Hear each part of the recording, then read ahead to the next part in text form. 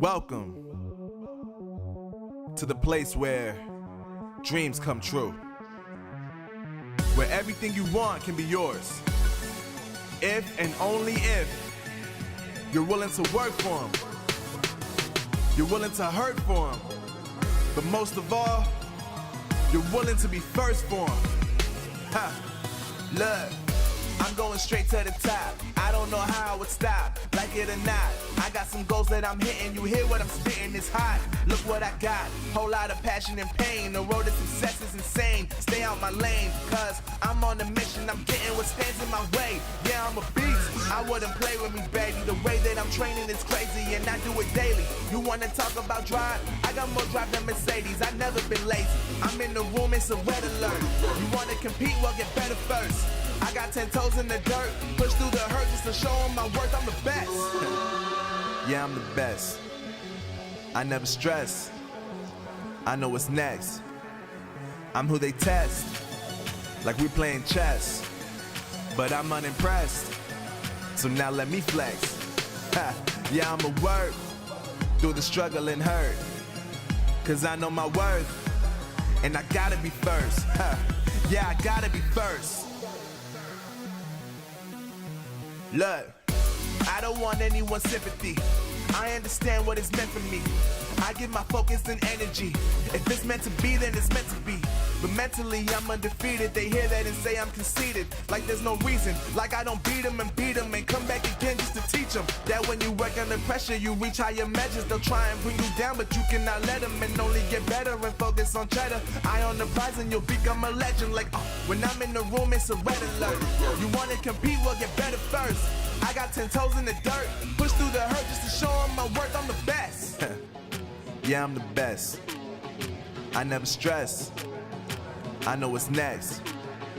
I'm who they test, like we playing chess. But I'm unimpressed, so now let me flex.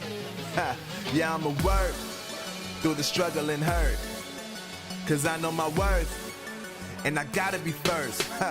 Yeah, I gotta be first. They don't know what's gotten into me, how'd I turn pain into energy. Through all the struggle and hurt, remember my worth, and that's why I gotta be first.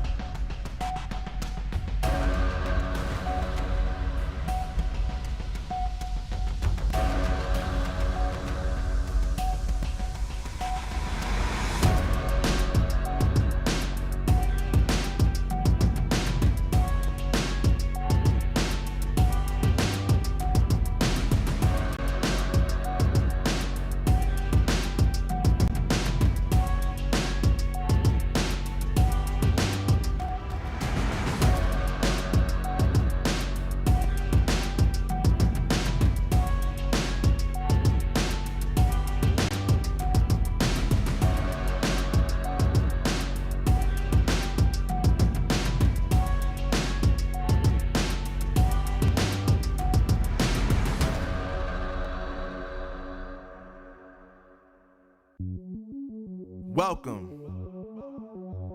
to the place where dreams come true, where everything you want can be yours, if and only if you're willing to work for them, you're willing to hurt for them, but most of all, you're willing to be first for them. Ha! Look, I'm going straight to the top. I don't know how it would stop, like it or not. I got some goals that I'm hitting. You hear what I'm spitting? It's hot. Look what I got. Whole lot of passion and pain. The road to success is insane. Stay out my lane, cause I'm on a mission. I'm getting what stands in my way. Yeah, I'm a beast. I wouldn't play with me, baby. The way that I'm training is crazy, and I do it daily. You wanna talk about drive? I got more drive than Mercedes. I've never been lazy. I'm in the room, it's a red alert.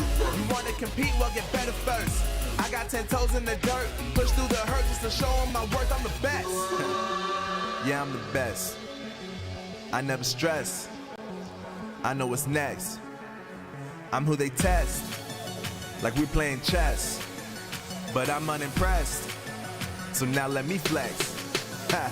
Yeah, I'ma work through the struggle and hurt, cause I know my worth, and I gotta be first. Ha. Yeah, I gotta be first. Look, I don't want anyone's sympathy. I understand what it's meant for me. I give my focus and energy. If it's meant to be, then it's meant to be. But mentally, I'm undefeated. They hear that and say I'm conceited, like there's no reason. Like I don't beat them and come back again just to teach them that when you work under pressure, you reach higher measures. They'll try and bring you down, but you cannot let them, and only get better and focus on cheddar. Eye on the prize and you'll become a legend. Like, when I'm in the room, it's a red alert. You wanna compete? Well, get better first. I got 10 toes in the dirt, push through the hurt just to show them my worth. I'm the best. Yeah, I'm the best. I never stress. I know what's next. I'm who they test, like we playing chess. But I'm unimpressed, so now let me flex. Ha. Yeah, I'ma work through the struggle and hurt, cause I know my worth, and I gotta be first. Ha. Yeah, I gotta be first. They don't know what's gotten into me, how'd I turn pain into energy. Through all the struggle and hurt, remember my worth, and that's why I gotta be first.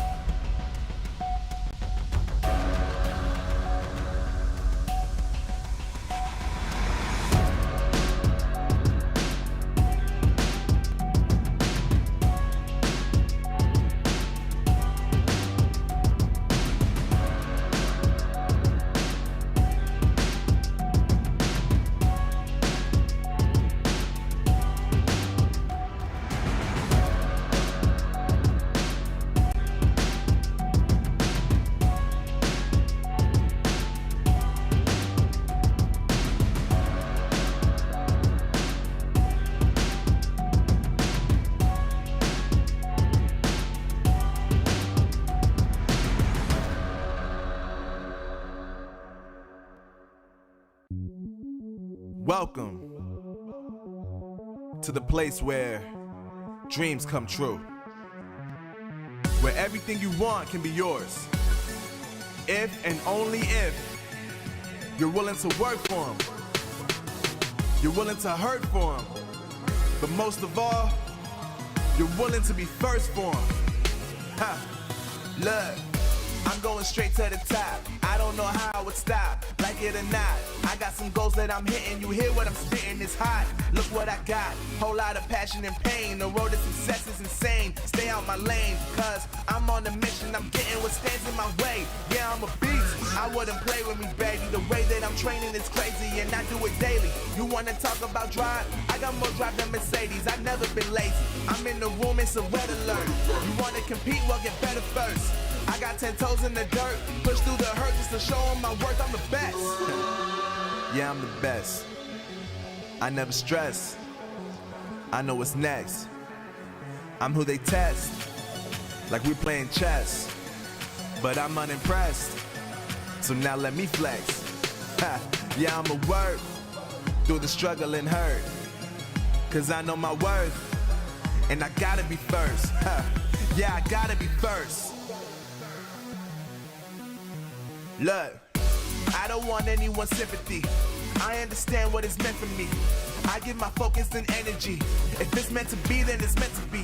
But mentally, I'm undefeated. They hear that and say I'm conceited. Like there's no reason. Like I don't beat them and come back again just to teach them that when you work under pressure, you reach higher measures. They'll try and bring you down, but you cannot let them, and only get better and focus on cheddar. Eye on the prize and you'll become a legend. Like, when I'm in the room, it's a red alert.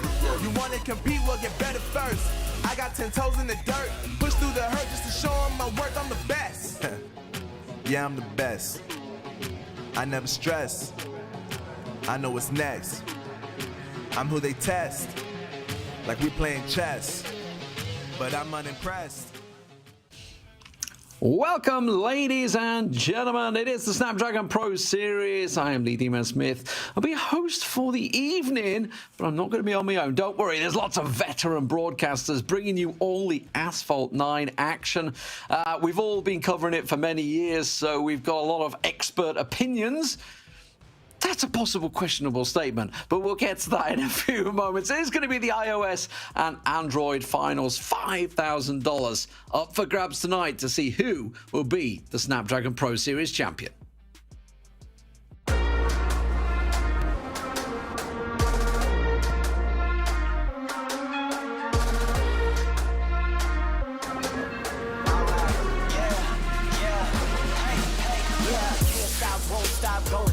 Player on top, know it. Rooftop, penthouse suite. If you really want it, gotta own it. Fight through it, we was at the lowest. Blood, sweat, tears, the components. Riding all year, now's the moment. We are not friends, we are opponents. Yeah, I'm coming for mine. Yeah, I'm making a play, the game on the line. Yeah, I've been on the grind. Yeah, I jump in the spot, I made it my time. Yeah, look in the sky. Yeah, the stars align, no shade to shine. Can't stop it already. Emotional work and devotion. We put in this time. Look,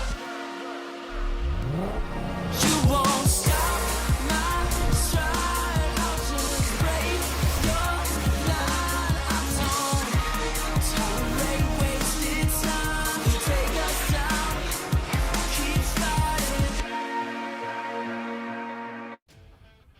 Welcome back, ladies and gentlemen. I talked about experts and experience. I'm not alone, ladies and gentlemen. Harry is joining me, aka Lethal, as well as Duracell, who will be joining us in a short while. How you doing, buddy? Fresh off the plane from Singapore, I believe. That is correct, yes. So, go get yourself pumped here for this Asphalt 9 final. It's going to be nothing short of spectacular, of course, with a bunch of amazing players, the usual suspects you normally get in. Yeah, can't wait for it to unfold later. Yeah, not quite the Olympians that you've been covering over the last week, but of course these guys, they're veterans of the scene. There's no doubt about it. Some of these players, you know, myself and you, Harry, we've been covering this for years and years and years, and it's the same names that keep coming back in the finals and competing. Yeah, it's quite incredible, really. Like 15 years now. Like, and that's not even just between us. 30 years total altogether. And didn't you compete in one of these as well years back? One of like the early Asphalt, like 3? I did. I think it might have been Asphalt 4 or Asphalt 4. It was from 2008 to 2011. So it was many long time ago. And it's shaped up very differently since then, yeah. Yeah, it's a little bit different now. The game has definitely moved on. Obviously, Asphalt 9 has been around for a while. You guys at home have been competing on this, and as I mentioned, you know, obviously we got players like Alex that have been around. I feel like almost as long. Honestly, he has been there or thereabouts. I gotta be honest, he's always been the bridesmaid. He's never been the champion. Like every time I think back to Gamescom, what was that, 4 years ago, 5 years ago, when he was on the stage and still again fell short. It was obviously the case in Barcelona not too long ago. And then obviously on the Android side, you've got the likes of Sukti and Jägermeister that have always been competing. Fantastic stuff, lots of action. And guys, you guys can get involved, Cal. Don't forget to look at the bottom what's going on down here, because you get your socials involved. There will be codes as well, and you're going to have to follow it precisely onto the website to see exactly what codes to get in there. Of course, don't forget to follow ESL Mobile. They have been supporting Asphalt 9 for many, many years now, Harry. They certainly have done, and it's nice that we still got the same context, the same storylines, and we're going to just try and see if it's going to be the same outcomes as well. And speaking of codes, you can see there D-Man is shouting out straight away from his body language with the shockwave _500, so make sure you claim that and do not miss out, of course. And that's the big question as well, you know, on the iOS side, is whether Alex... way overdue a victory. Like, it's actually ridiculous. And it's not even been the same person every time. It's like, you know, you've got the South Korean player driver, as you mentioned previously at Gamescom. We've had Future Flash as well. We had one other suspect in the making. There's always put a halt. Elite Joe comes rolling in, stuff like that. Yeah, exactly. So we'll have to see if the story will continue or if history repeats itself later. Yeah, and obviously, you know, they've competed across so many different tournaments as well. It's really been impressive. It's impressive for me that it's always the same drivers that always get up there as well. It shows that they are absolutely the best. Let's have a look at what is going to be happening today. Of course, these guys have all been fighting out time trials to get here. That's how it all happened. Time trials on the iOS and Android, of course, and that's going to reach us here. We are doing double elimination today. It is going to be best of threes throughout until we reach that grand final. That is where best of five comes in. This is the European MENA region we're covering. That is Europe, Middle East, North Africa, etc. Big old area of country of the world. There's no doubt about it. And obviously it's bringing in some of the very best drivers in Asphalt 9. We should talk about some of the drivers that are going to be taking part, because some of these guys are very quick. Future Flash, of course, going to be one of the main guys today. Was the quickest qualifier as well. Only by 0.2 of a second. That's how close it is. Only by 0.2 of a second. But obviously, you were in Barcelona earlier on in the year, well, just about 2 months ago now, actually, where he obviously took that I'm going to call it a LAN final. We can't really call it a LAN final, but they were all there in person, which is not something we get too often in Asphalt 9. Yeah, continuing his offline record in terms of his performance so far, and it's just, he's a real demon on the server in an offline environment. He doesn't get affected by anything in the tournament environment, and just looking so clean, and how he just performs around his lines, how his nitro management, everything just comes together for him, and he was an absolute unstoppable force, and we're going to see if that continues here today. And it's going to be a bit of a problem for all these drivers as well, because not only, as you rightly mentioned, that Future Flash was able to get that first seed to qualify through the time trials, but he actually won the other time trial. But of course, yeah, he's not going to qualify twice. We know that. But he just basically added a bit more salt to the wound there, so as to basically show that, you know, I could qualify twice. I could out-qualify you both. Yeah, exactly, yeah. Let's have a look at what these guys could win, though, today, of course. Prize pool, $5,000. And it is 1,200 going to the winner, 700 for second place, 400 and 200. Everybody that reaches stage has got money already in the bank. $200 for last place. Not a bad night's work there. Obviously, the qualifiers did take place earlier in the month. Keep your eye out on the system, ladies and gentlemen, for those. They happen throughout the 6th and 19th of June. The qualifiers happen, so keep your eye out. Obviously, you know, these seasons, as we said, we've been here for many years covering Asphalt 9. And you got to keep your eye. That they do a lot of competitions. Gameloft do. There's no doubt about it. Yeah, they certainly do. With these open finals, the Asphalt series as well, and of course everything else in between. It's been spectacular just how highly consistent all these drivers are. And it's not easy as well to consider, and these are just time trials, and the fact that they can still get that high up on these time trials, consider the hundreds, if not thousands of players trying to qualify, and they're still able to come out on top. It's not an easy feat. Now, let's have a look at the players. Obviously, we're starting out on iOS today. So, obviously, to see who is in there, a lot of faces you're all going to be expecting. As you can see, Future Flash, as you mentioned, qualified 0.2 faster. He also actually was the fastest on Greenland as well, just to rub it in. But obviously, that's where he'd already qualified. So that's where Alex and FRA come in. Harry, you had him in person. What do you call him? Is it FRA? Is it FRA? Is it Frankfurt? It could be any. It could be any. It's definitely FRA, though, from what I know. Do you know what? Even though I've been calling him FRA the entire time, I remember a couple of months ago, I had to ask him just to be absolutely total sure, because, of course, it can be a little bit FRA. But, yeah, it is FRA anyway. But, yeah, it can be a little bit of a tedious kind of name because, yeah, it's like you said, it could be short for something. It could be another abbreviation. You just don't know. So it's always best to check those things. But, yeah, it's the usual suspects in iOS. You've got the usual FRA, Future Flash, and of course Alex. It's a legendary figure in the scene, and to be fair, they all are at this point, considering how many years we've witnessed appearances in the tournament setting.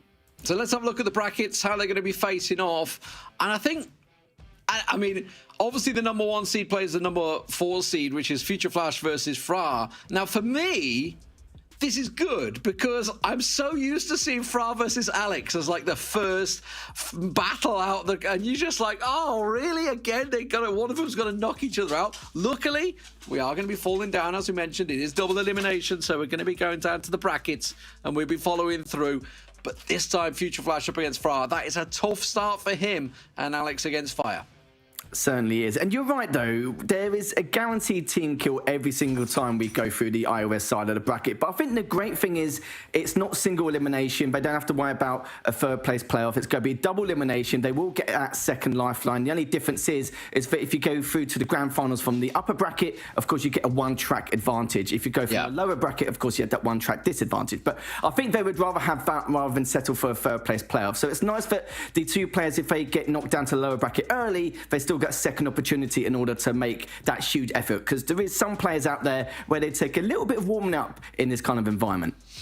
Yeah, let's have a look at the schedule, because obviously lots of matches tonight. We're starting out with the iOS, so if you're looking for your Android favorites, well, they will be coming directly after we conclude the whole iOS schedule. And as you can see, we're starting off Future Flash versus FRA, straight to Yarfire versus Alex, and then we're into the upper bracket final. It could potentially be a repeat of Barcelona, Future Flash versus Alex. That was the grand finals, and it was an epic finals that, well, I think Alex may well want to forget, to be fair, because Future Flash came out in absolute swinging style despite being down. He certainly did. It's been his main nemesis for the last 4 years. Ever since Milan Games Week, he's been having issues trying to tackle him down and win that championship. And before that, there's always someone else knocking on the door, making sure he doesn't get that victory any way, shape or form. It's been a real tough ride for Alex, and he knows his time will come. It's just a matter of how and when. Is this going to be the opportunity now to take it? I said that last time, the time before. He's had, 3 or 4 grand finals now against Future Flash. Could we see it again? Wouldn't surprise me. Yeah, absolutely. As I mentioned, best of 3s throughout until we reach that grand final, which is the best of 5. The tracks coming up in just a moment. Future Flash, as you can see, I guess you could say current champion, most recent champion. There's a lot of tournaments, but he's definitely the most winningest player up against FRA, a veteran of the scene himself. Like, both of these guys have been around for a very long time. Certainly have been, and Future Flash is going to continue that consistency, I'm sure. He does sometimes look just a tiny bit shaky in that first series, as now we're going to find out shortly nonetheless, as we know how much of a FRA, or so much of a challenge FRA can be, and we'll have to see what he can do later on, because honestly, FRA, he may be a little bit underestimated at times, but if he doesn't make any slip-ups and shows how good he can be and show his full potential, then he can be an absolute juggernaut on this platform. Yeah, we're going to be starting off in just a moment on Osaka. That's going to be the first track, the Industrial Revolution track. So we'll see how that plays out. As you can see, the car is the Rimac Nevera. So it's the all-electric supercar, hypercar. What do you think of that one? It's not too shabby, is it? Not too noisy either. So it's going to be it's going to be like more ambient noise rather than the normal loudness we're normally used to. But we'll have to see, because, you know, like I said before, sometimes some vehicles may favour certain players depending on the circumstances, depending on their style as well. But it doesn't really change things massively. But the tiny degree, the tiny margins could make that difference for some of these players. Yeah, I mean, obviously, each car has different handling and speed, etc. I think speed's irrelevant at this stage. We're using such a fast hypercar, effectively. Obviously, the qualifiers are coming out from the two drivers here. This was their performances throughout. It's how they got here, their time attacks, as it were. And for Fra, as we say, he's certainly been here a lot of times. He has also struggled a number of times, but as I mentioned, he's also come up against his teammate Alex countless times. I've lost count of the times I've had to commentate these two. But as you mentioned, you know, obviously we're starting out on Osaka, which is in itself a relatively, I wouldn't say simple track. I would say there's one potential point of error of where they could make a mistake, but other than that, it could be about the start. Shanghai, I would say, relatively simple. It's a pretty big open track. Yeah, and I'm talking about from these guys' skill level. Obviously, for you and me, we might struggle with it, but for these guys, this is a pretty open track. If we do reach Himalayas, that's definitely going to be the clincher. But it's a big if. I feel the start might be massively important in some of these races, which of course can, you know, decide on which side you're on which track you're on. You're right, though. With Asphalt, sometimes having an early lead you will be the one dictating the pace, the tempo of how the flow of the game is going to be, and just to really put a lot of pressure onto your opponent as well. And with track number 3, Himalayas is a bit of a doozy. This is probably one of the very few tracks with cliffhanger as well. There's a lot more risks you can take. Of course, using a barrel roll on some of these straight jumps, there's a lot of tricks you can use in order to try and overtake your opponent, or at least close the gap to put further pressure on their mental fortitude. If it does go to a track 3, I would normally expect the better player to come out on top, but yeah. Now that I've said that, probably won't happen. Probably won't even go to a track 3 now that I've said that. Yeah, I mean, I would say I feel like they've started off gently. I think in terms of the tracks, you know, obviously, you know, they've not thrown a San Francisco in there or something like that right at the start. But here we go, ladies and gentlemen. The first race is on the way. Future Flash versus Fra from RPM. The veteran gets himself the lead early on. That's exactly what he was looking for. Starting out on the left-hand side, you can see Future Flash already up behind him, but he is going to be sticking under that wing. It's going to be all about whether he makes a mistake, and that may well have just been it. I thought he just made the error, but it's all right. It's all right. It was just a poor connection on our side. I was a little worried. I thought they split directions. Like, there's no way they've gone opposite directions already. This is where it counts on this track. Tried to go underneath. Didn't quite pay off, Harry. It certainly did not, as we're both shockwaving through. Get around this next side of the corners. Flash using the shockwave once again, and as he goes up this next jump, using that double nitro for the, of course, the durability, but also the handling as well to get around that last corner.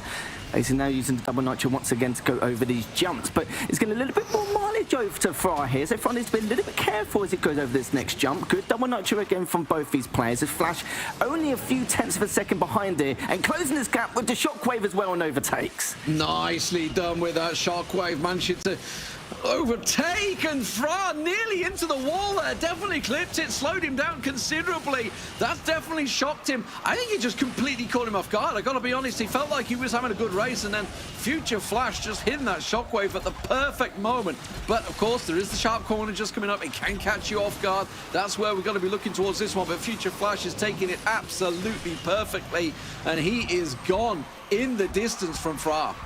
Yeah, he's already a couple of seconds ahead. His Fra now requires some kind of fatal accident or crash in order for him to try and close this gap. I kind of feel like with the previous jump earlier on that may have throwing off Fra's game just a little bit here as Future Flash using that double nitro to go over those last few previous jumps. So speaking of jumps, we'll be shockwaveing over the next one with the barrel roll and goes over across. And this should be a guaranteed victory here considering what we've seen there, which it has been. So GG's in the third track as Flash will be taking it straight away by 2.4 seconds exactly. Yeah, I think, I got to be honest, I think Fra's going to be disappointed with himself. You can almost tell with the second that you saw Future Flash overtake him, he just lost his cool. He almost went into the wall, clipped the side of the wall, dragged a bit down there, completely lost all momentum. Definitely caught him off guard there, Future Flash, showing exactly how you can come back. That's where I thought he was going to do him, actually, on the first lap there, that first big corner. Hit so many times we've seen people get wiped out there, but this is where he gets the build-up. Times it, honestly, perfectly. Waits, and then the shockwave, overtake in the air, completely caught Fra napping.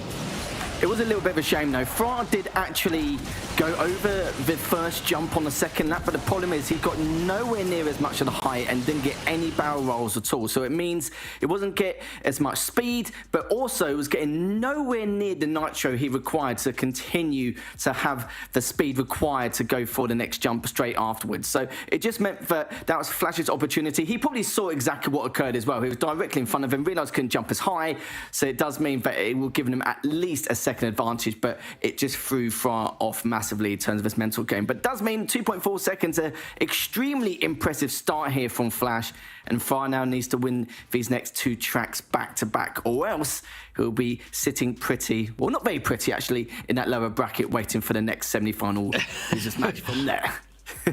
sitting pondering his choices, but Shanghai obviously coming up next. So as I mentioned, quite an open track. I feel the start definitely could be a big part of this one. You do have that slight tight section, but really for these guys, this level, it is not a problem for them. It is going to be a big part of this at the start, because it does obviously expand out to quite a wide circuit. I kind of feel like some of these, I wouldn't say worse players, but if there's a lower tier player in a matchup, they normally have a little bit more spacing, which means they give them a little bit more room to breathe in order to kind of decide what decisions they want to make. And also, if there's not as many tricks to employ, then that makes it even worse for the more skilled players, so to speak. But we'll see what happens right from the very get-go here for Fra now, as he does get the inside lane. We'll have that slight advantage here, and we're going to see how Flash is going to pursue and try and overtake. Not really too far off in terms of landing on top of him to get a shooting advantage, of course, but it does nudge him and does mean that it will double nitro over this next jump. And Fra now got a little bit of catching up to do here, about half a second behind. Oh, just that smallest nudge put him into the traffic, and that really caused the problem for Fra. You can see a long way back already. So he's got his work cut out here. So you know what? It's lower bracket looming. This is where you simply just throw caution to the wind and go for it. There's no reason to hold back now. Certainly isn't. As Flash is just still continuing not to play it safe as expected. Goes up that previous jump with a double nitro. Fra gets a little bit more airtime, but we're going to see if that makes a bit of a difference as we progress. His Flash now just using that perfect nitro to get around next corner. Double nitro again for the handling to get through under the bridge, but this is looking very good so far. And you may have noticed at home that Fra is using a lot more 360s in comparison. He's just trying to gain a bit more nitro to get a slight edge, or of course with that break nitro trick to follow suit. But everything he's doing right now is still riding that struggle bus to close this gap against Flash. Yeah, absolutely. It's just desperation mode now. Not really landing what he wants, not really gaining the time. The fact is, the Future Flash is not making errors, and as I mentioned, this track, it is such a wide open expanse. There is that one or two moments where you can really make an error. Flash did just clip the inside corner there.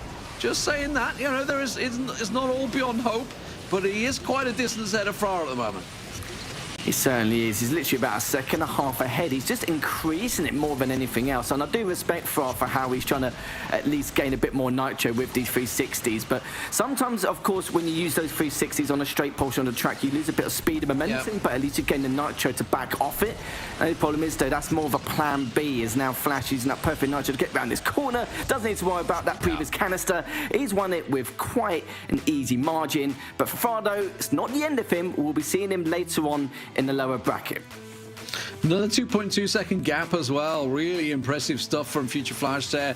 And it was all about that slight little start, a little touch, that little nudge.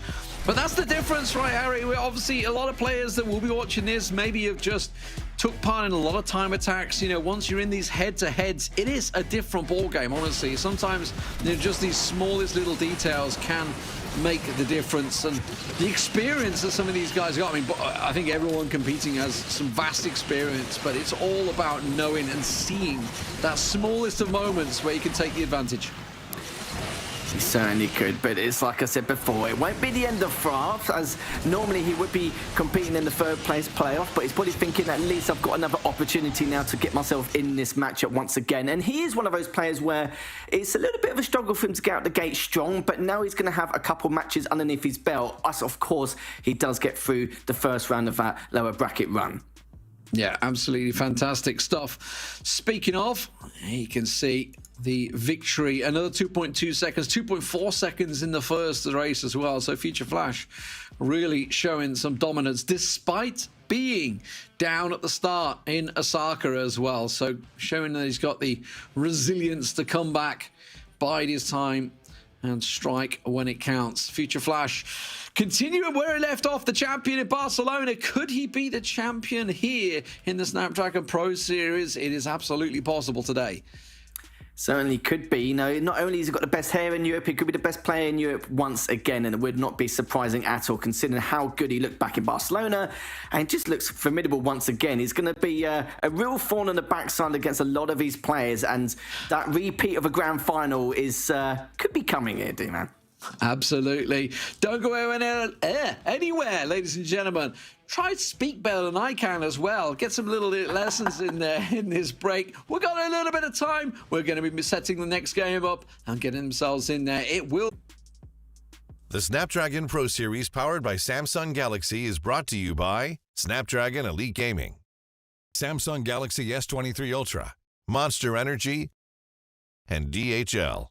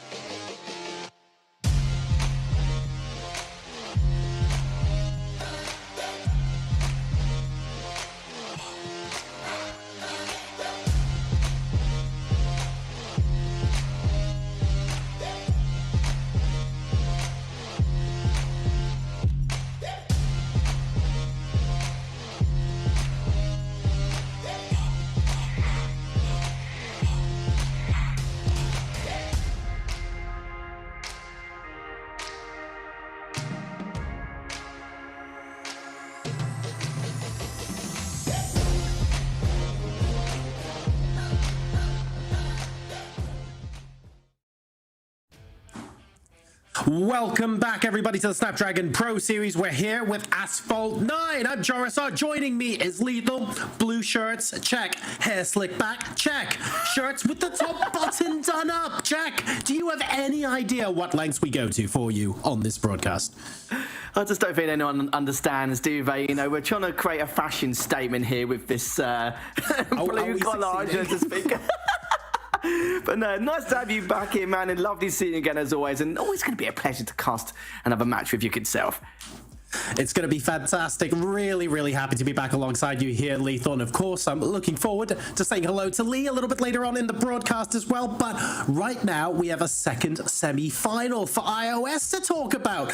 And I have to say, especially after taking the lead in the first race, I thought that the first semi-final was going to be a little bit of a closer affair than it turned out to be. Yeah, it was quite interesting in itself. I think a few bumps on the road kind of like messed up the mental game from Fra, but Fra still got a second opportunity, so that's going to be okay later on. But this second semi-final is going to be a doozy between Fire and Alex, and we have to see if that Flash versus Alex winners finals could happen. But honestly, what Fire can do here and what he can bring to the table, because honestly, this is a lad I've not really seen too much of. I know he's competed previously many moons ago, but what he could bring here could be anyone's guess. Could be the kind of special player which may create an upset. We'll have to see. It's looking very mysterious in that graphic as well. Now, not just the face covering and the hat, but it's also all plain black. It's almost a "your logo here, sponsor me" kind of statement going on there. I'm not too familiar with Fire myself either, but let's take a look at maybe understand a little bit more about him, see what some of his past achievements are. We've got a little bit lined up for you here, so let's see what he's got. We all know he's a very fierce competitor, and hopefully he can show us a couple of cool tricks today. I'm sure he will do indeed. You've got to remember that he's actually second seed coming to this tournament. He managed to only lose out to Flash's trial run by a couple hundredths of a second. He could have competed in the second qualifier like Flash and just rubbed salt into the wind, but he decided not to, which is understandable. But the fact that that's going to give him a bit of a confidence boost is understandable, but he also realizes and is rectified that with the iOS platform, it is a very strong platform with some extremely high caliber of players, and for Fire to really come out on top in this one, we'll have to see if he can do it. But remember, 60's been able to do it on the Android in the past. There's no reason why he can't either. And bear in mind, of course, to get to the point where he can exact that revenge on future Flash, he has to get through to the final to begin with, and he has to go through Alex to get there. And as we all know, Alex is not going to take that sitting back at all. And in fact, if anything, based on what we've seen in the past, Alex is arguably the favorite, even though he's not the second seed here. This is it as well. It's quite weird because we know with his trial runs that they're not normally as good as everyone else's, but you got to remember though, like the time is just so small. But the problem is, well, actually no, more beneficial if anything else, is that Alex is extremely good in a dual 1v1 in a multiplayer setting anyway. He's so experienced at this point in time, and Fire realizes that Flash and Alex are the gatekeepers of the iOS finals. So is he going to be the one to actually stop him this time round in the winners finals? We'll have to see. So much of it comes down to racecraft as well. When you're in a time trial environment, you can take your time. There are lots of different attempts and lots of different routes that you can take to perfect that time. But right now, it all comes down to what's going to happen in a 1v1 when there's another car on track. We're starting with Industrial Revolution on Osaka, then moving on to Pudong Rise, and we will, of course, be getting to Cliffhanger if we even get that far.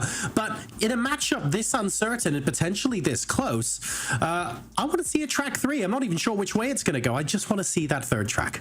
I just want to see Cliffhanger. That's all. You know, I don't ask for much, but this is something which I would love to see. We're going to see all the tricks pulled out, all the stops to try and get as much nitro as they can to take that lead and to take the victory as well. And maybe anything maybe we've not seen before, or the risks which are required in order to get that little bit of a boost at the very beginning. But speaking of the beginning here, we're now going to start off with the first track in this second semi-final. Inside, getting taken by Fire to begin with, so has the slimmest of leads over Alex, who immediately shunts him out of the way for an early advantage here. Looking forward to seeing if he can hold on to that. Fire right on his tail. Certainly is. Almost the exact same mileage, the same height in the of course, the amount of nitro they're going to gain from that previous jump. Both using that shockwave to go through the next portion of this tunnel, but it's the bend which is going to be a doozy coming up next as they pick up their canisters to get ready to, of course, use that nitro to get around this corner. A little bit of a bish bash bosh around that side, which is understandable considering how close quarters that bend can be. And this is looking very dicey already, and Fire just looking for those small gaps here and there to try and overtake, and he does manage to get that canister using the double nitro to get around this next bend, of course, for the handling, and using the shockwave now to do his best to close the gap, but Alex has extended it by just a tiny margin.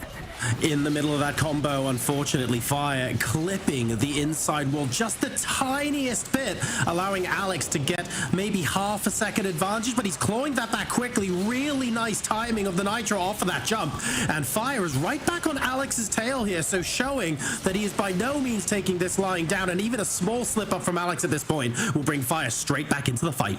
And you saw from there as well, Fire went on the right-hand side instead of the middle, maybe because he knew he was going to miss out on that narrow bridge, so decided to play it safe anyway, and rightly so. No point crashing and losing those 2 vital seconds to pretty much guarantee to cost you that game, but both using the shockwave almost relatively the same time going around this next bend, and this is where it's going to be quite critical here, because Fire has, in my opinion, a better timing in terms of his track record in this last portion of this track overall here, and we're going to see if Alex can make sure he can improve his last performance on that first lap, but it's getting very close indeed. Double nitro now, going for the double nitro again on that previous jump. Always been able to overtake it. He's so close to try and get round to Alex. Gets round it, but the pull is directly above him, and in the end it will be Alex who does take that, and my goodness, what a way to finish that off. And you can see the timings are actually identical. Both of them have a 1:59.832. I think we're gonna have to double check on that, but I'm sure that Alex would have taken that. Yes, look, he has. In a tie break, the car that's vertically on top, I guess, wins. I don't even know what happened there. That was literally as close as you can get. On the second lap, through that beautiful sort of S complex, we had an interesting situation where Alex missed an apex and Fire absolutely nailed it, allowing him to get right back on top. That is literally as close as possible we can get. Absolutely fantastic stuff. It didn't surprise me at all. The fact that Fire was he always had some kind of method to gain Alex's position on the second, I would probably say the last quarter, the last third of each of these laps. And this is the final moments there you saw. I'm surprised none of them even fatally crashed during that one portion of the segment. I'm sure whoever would have been on the downfall of that would be absolutely screwing. I know I would be as well, especially. But the fact that Fire knows that there's portions of his tracks where he can make it a lot more beneficial for him. You saw he was drifting a lot better around some of these bends. He's had better nitro management overall towards the second half of each of these tracks, and it's going to make things a bit interesting now, because now Alex realizes that there's absolutely no room for him to play it safe at all in the slightest in this series.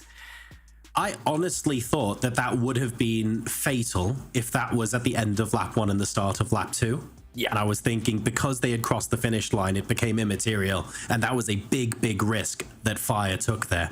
It's going to be so disappointing knowing that he technically lost out to Alex, that even though the time is a dead heat as well. I feel like that was a risk very, very well taken. And he should be taking a lot of heart from that result.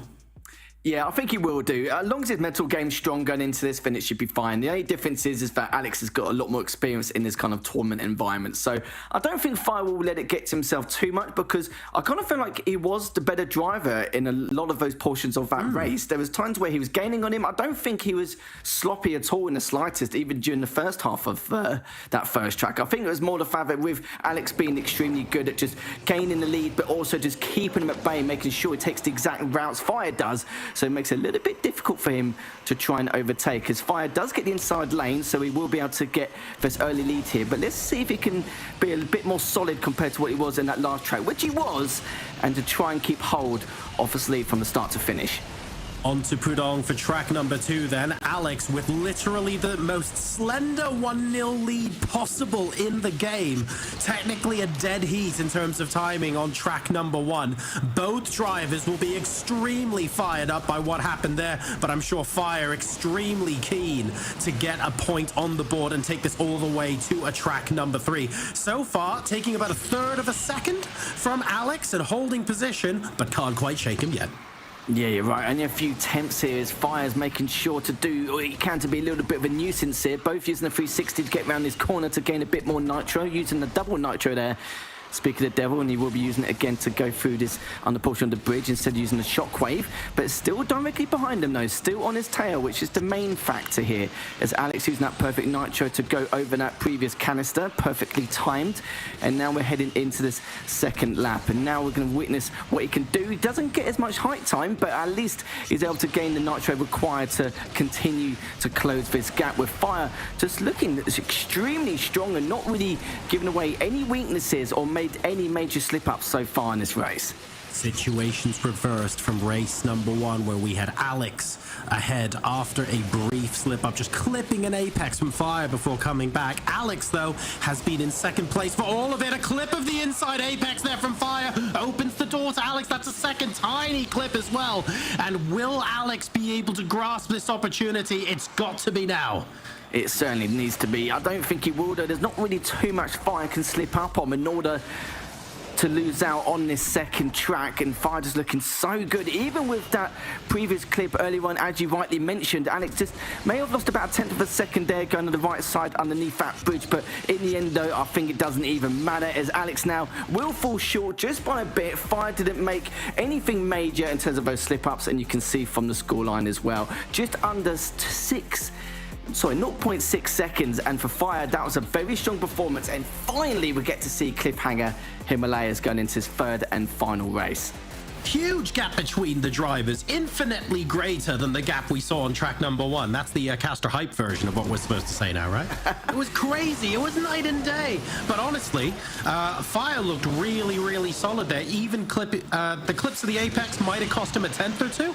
But when you take those into consideration, he still finished 6/10 ahead of Alex. That was just a very, very solid track. And this is what made it interesting for me as well. The fact that Fire got the inside lane on this track, it made me think, well, let's see how he does in pole position. Let's see what difference he's going to make in comparison. Because before, he was able to gain a little bit more mileage and a lot more nitro in comparison to Alex in that first track. But this time around, it's going to be a different story, because he won't have any structure, anything with Alex to try and get him in the way with the routes they're going to take. The first track, there was a lot of close quarter situations, a lot of narrow possibilities. So it made for Fire a little bit harder for him to try and overtake. But with a bit more spacing, I would have thought maybe Alex could do something here, but he was not able to. But this is what I love to see. I've been waiting to see Cliffhanger, and we get to see it now and see exactly what tricks of the trade they're both going to pull off. Well, let's talk about Cliffhanger just for a second, Lethal. What can we expect to be different in terms of how you have to approach this track from a time trial point of view, and from a what you have to do differently when another car is alongside you?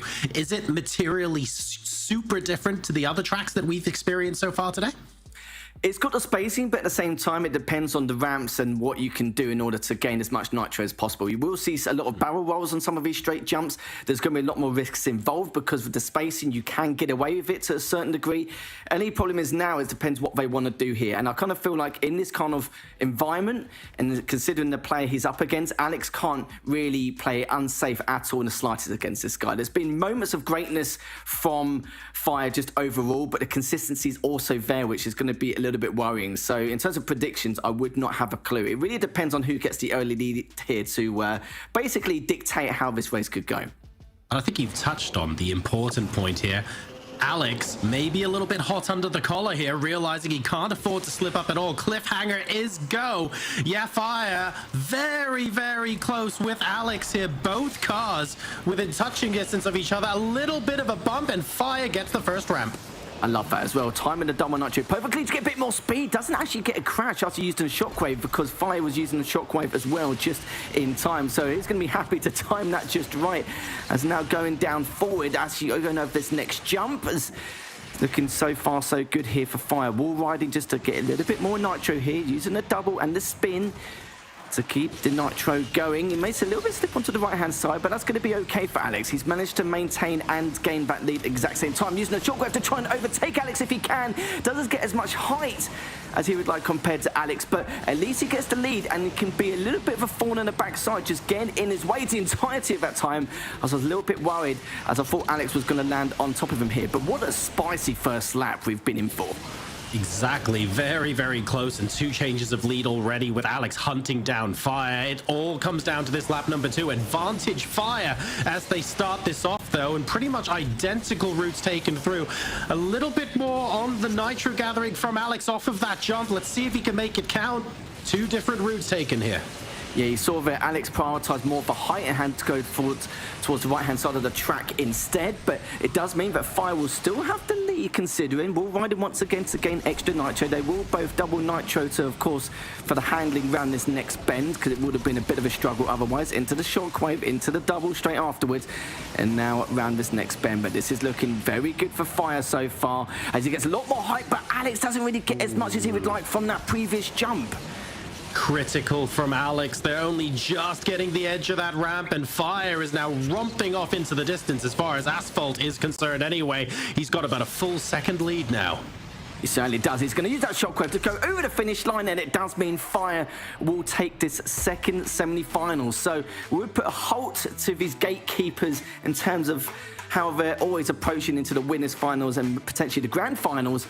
But Fire looking very, very good. Nearly a second in front from what we saw there, as that one jump earlier from Alex was, wouldn't say completely costing the matchup, but maybe he was trying to do something a bit risky to close the gap, which did not work in his favour.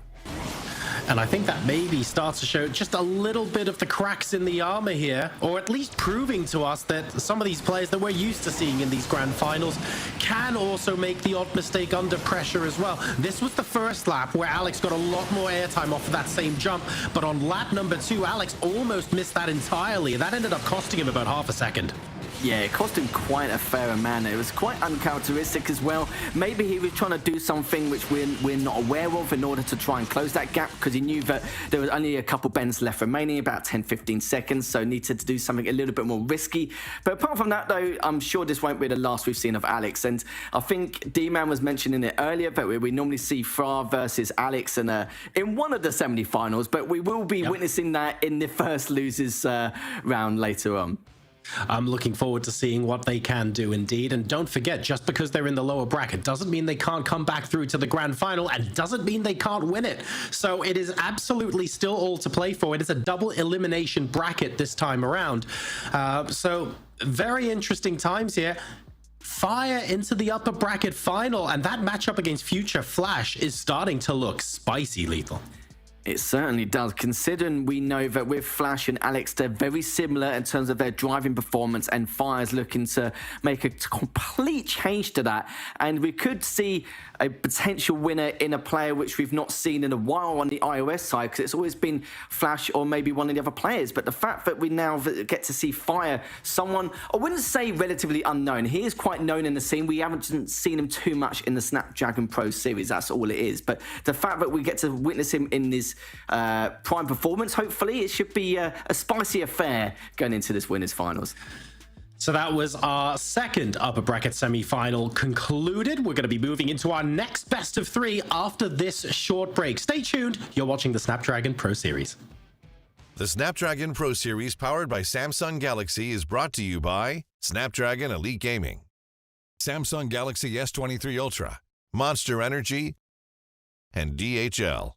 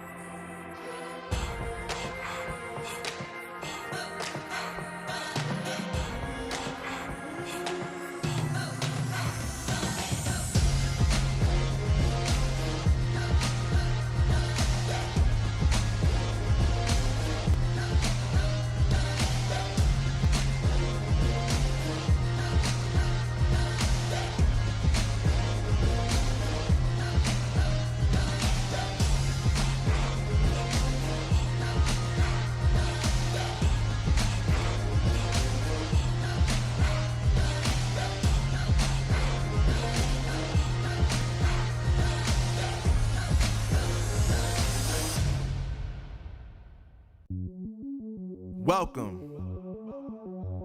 to the place where dreams come true. Where everything you want can be yours. If and only if you're willing to work for them. You're willing to hurt for them. But most of all, welcome back, everybody, to the Snapdragon Pro Series. We are here live with Asphalt 9. It's the upper bracket final now. My name's Jorisar. Joining me is Lethal. This is going to be spicy. It certainly is. The fact that we've just witnessed technically an upset between Alex and Fire is looking pretty damn strong, and it's going to be very difficult to really ask ourselves who could come out on top in this matchup. I hope it goes all the way. I want to see exactly what they can do. And guys, look at that, another code for you guys, era_of_. Everyone, make sure you redeem it, because if you don't, I'll be having a few words. Exactly right. And I think they're limited to something like the first couple of hundred people to redeem them as well. So get in your app and make sure you get that redeemed ASAP. Future Flash, Fire. This is going to be a very spicy upper bracket final. Future Flash, very solid in his semi-final, and Fire dispatching Alex 2-1, a little bit closer, but he was extremely consistent throughout. I think this one is going to be really difficult for Flash to hold on to. We saw elements of greatness from his gameplay in that first track, didn't we? As we rightly mentioned with the last portion, how he was the more beneficial player in a lot of areas and how he had a lot more tighter lines. He was able to drift a lot better. He kind of needed to track a little bit better, but it might have just been the fact that he was a more improved driver in comparison, which is not something I would normally say against the likes of Flash or Alex. But now it's Flash's turn to deal with it, and these tracks. The fact we've got Wildlands in Scotland to kick things off straight away here, John. It's going to be nothing short of spectacular, mate. It's going to be a doozy here. Yeah, it's going to be absolutely gorgeous to check out some of the scenery on that track as well. It's beautifully made. We then go to Tiber Stream in Rome for track number 2, and if necessary, we go Nile River in Cairo for our deciding track to decide one of these drivers who will be going through to the grand final off the back of this best of 3. Is it still fair to say, though, Lethal, that coming into it, Future Flash has proved it all? There's an argument to say he is still just the favorite, even if it's by a smaller margin. I think it would be rude not to say he's the favourite, considering he's the previous champion, of course, coming off the Asphalt Series win as well a couple of months ago. It's very hard not to say that. Not saying Fire's an unknown at all in the slightest. He's been, working around the block in the Asphalt scene, of course, plenty of time ago. Absolutely. But now we're going to see what he can do here. I think he's going to be feeling a little bit more of the pressure here now that with Fire coming into this looking like an extremely strong driver in that previous series, and he's probably expecting to face up against Alex as well. He's got his work cut out for him, and of course it's going to be pressure for him as well. He is the current champion. He doesn't want to lose out on the fact that he could be back-to-back going into this winners finals. So we saw in the second semi-final that Fire was able to put pressure onto Alex to force Alex to make a little bit of a mistake on the second track. I wouldn't say it was massively soul-destroying or anything like that. Can he do, though, something similar to Future Flash? What does Future Flash look like, Lethal, in terms of withstanding pressure? He's right. This young man is pretty good with pressure. He's actually better with pressure offline than he is online, which is not something you would normally see. He's a very confident young chap, and he's definitely going to show that, of course, in this race going forth. As Fire now will be starting off a little bit behind Flash here. Flash doesn't seem to be phased at all with the slightest. No shockwave to go over across, but we've got the double nitro coming up from Fire. Actually takes the risk to get that jump off and actually manages to close the gap by quite a few tenths of a second here, John. Yeah, Flash choosing to only go for one of those jumps as opposed to both of them. And it looks like Fire has taken advantage of that to close to within, I would say, about half a second. Although not getting as much airtime off that last jump compared to Flash means that he has lost out just a little bit in terms of Flash restoring his lead. He certainly did. So he decided to go for the 360 instead just to make up for it. Yes, sure, he's going to lose out on the speed, but at least he's got the nitro back a little bit more to recover straight afterwards. As you can see, the shockwave coming up from Fire is directly on his behind here as we head into the second lap now, as both of them using that break nitro trick to get around his first bend. on the second lap here. Managed to gain the nitro required to go and use this shockwave underneath this bridge. It's going to go on a slight outer side with the 360 here to go that nitro to get for the next portion off to the next section of this bridge. Good double nitro coming up from Fire, but still though, Flash being quite pressured here, but Fire just doing absolutely everything he can, even getting the barrel roll off. He's about to close the gap by a tiny bit more here, but will he take the lead? That's going to be another story. Flash has had a little bit of time, Fire, sorry, had a bit of time to analyze where Flash is strong and weak. Let's see if he can use that to his advantage now going into the second half of lap number 2. Future Flash, they're having absolutely none of it, extending his advantage, if anything, by another couple of tenths. And unless your Fire has absolutely something huge to pull out of the bag here, this feels like it's Future Flash's to lose. Yeah, I think that's the right thing to say at this point. We're getting close to the end of his second lap now, and of course this race. And Fire, fair play to him. I respect some of the decisions he made, but Flash was just looking way too good. And look at that margin, 0.8 of a second, considering the track they were playing on. And yeah, Flash looking extremely solid, no different to what he played compared to that first series in this earlier semi-final. A couple of moments, encouraging moments, I would say, for Fire, though, if I'm honest. He fell behind originally, and then the double jump, managing to get straight back on the rear end of Flash. And then later on in this lap, Lethal, he got to within a car length or two as well. So Flash wasn't without his moments in this race, but something about lap 2 just suddenly meant he pulled away. What was the secret ingredient? Well, in the first track, Flash decided to, after the 2 bridges, not go for both jumps. He decided just to stay on the left side, play it a bit safe, and go for one. In the end, Fire just went for both jumps anyway, because it's going to close the gap by at least half a second, and that's why you saw him neck and neck almost going into the last side of that first track. And any problem is, though, that's when Flash realised that he can't afford to play it safe anymore, because he's just going to do the exact same thing again, but overtake him towards the end of that second lap. And Fire, though, realised that when Flash also went for it, there was nothing more he could have done there. But 0.8 of a second, though, not too shabby here, considering how much of a strong performer Fire is. And for Flash, though, just one more track away from making himself into the grand finals. Really lovely, though, to see the way Flash adopted the way he was playing from lap 1 to lap 2. Taking in what Fire was doing on the first lap and going, okay, I need to make sure I have a counter for this, and I need to make sure that I see him off. Like you rightly said, playing it safe wasn't, so Fire pushing him all the way there. And now, I guess, as commentators, we're here hoping for Fire to spring a surprise on track number 2. Well, do you know what? He did it in the first semi-final, so I think this guy's got a few, tricks up his sleeve here going on to these next 2 tracks. We saw that he has the potential to close the gap. He has the potential to really make things work, and I do respect some of the decisions he makes. He knows that if there's nothing much he can do, even with a half a second difference, he will take those risks, and knows that every time he has done that, though, it has paid off. But the only problem is the fact that Flash will just try and adapt straight afterwards, and Flash will have to do with a bit of a hit and miss there in terms of the collision, but managed to get away. Will have the lead. Nice double nitro there to go off that previous jump. Is going to continue forward with that double nitro. Lovely stuff from both of these players. And it probably is, though, Fire is probably about 4 or 5 of a second behind Flash this early on. After those initial couple of bumps, it's almost surprising to see just how quickly Flash has managed to get into the lead, and by what sort of margin. Like, I expected there to be a little bit of a difference off the back of that initial bump, but I wasn't expecting it, honestly, Lethal, to be, what, half a second, maybe a little bit more? That was surprising to see that sort of gap open up so quickly. He was a bit unfortunate with the speed he lost, so it did mean that he had to do a couple more 360s now during this first portion of this track in order to try and gain a bit more nitro to close this gap later on. But both players now using that shockwave, but just focus on Flash for the time being as he does progress into the second lap over that double nitro.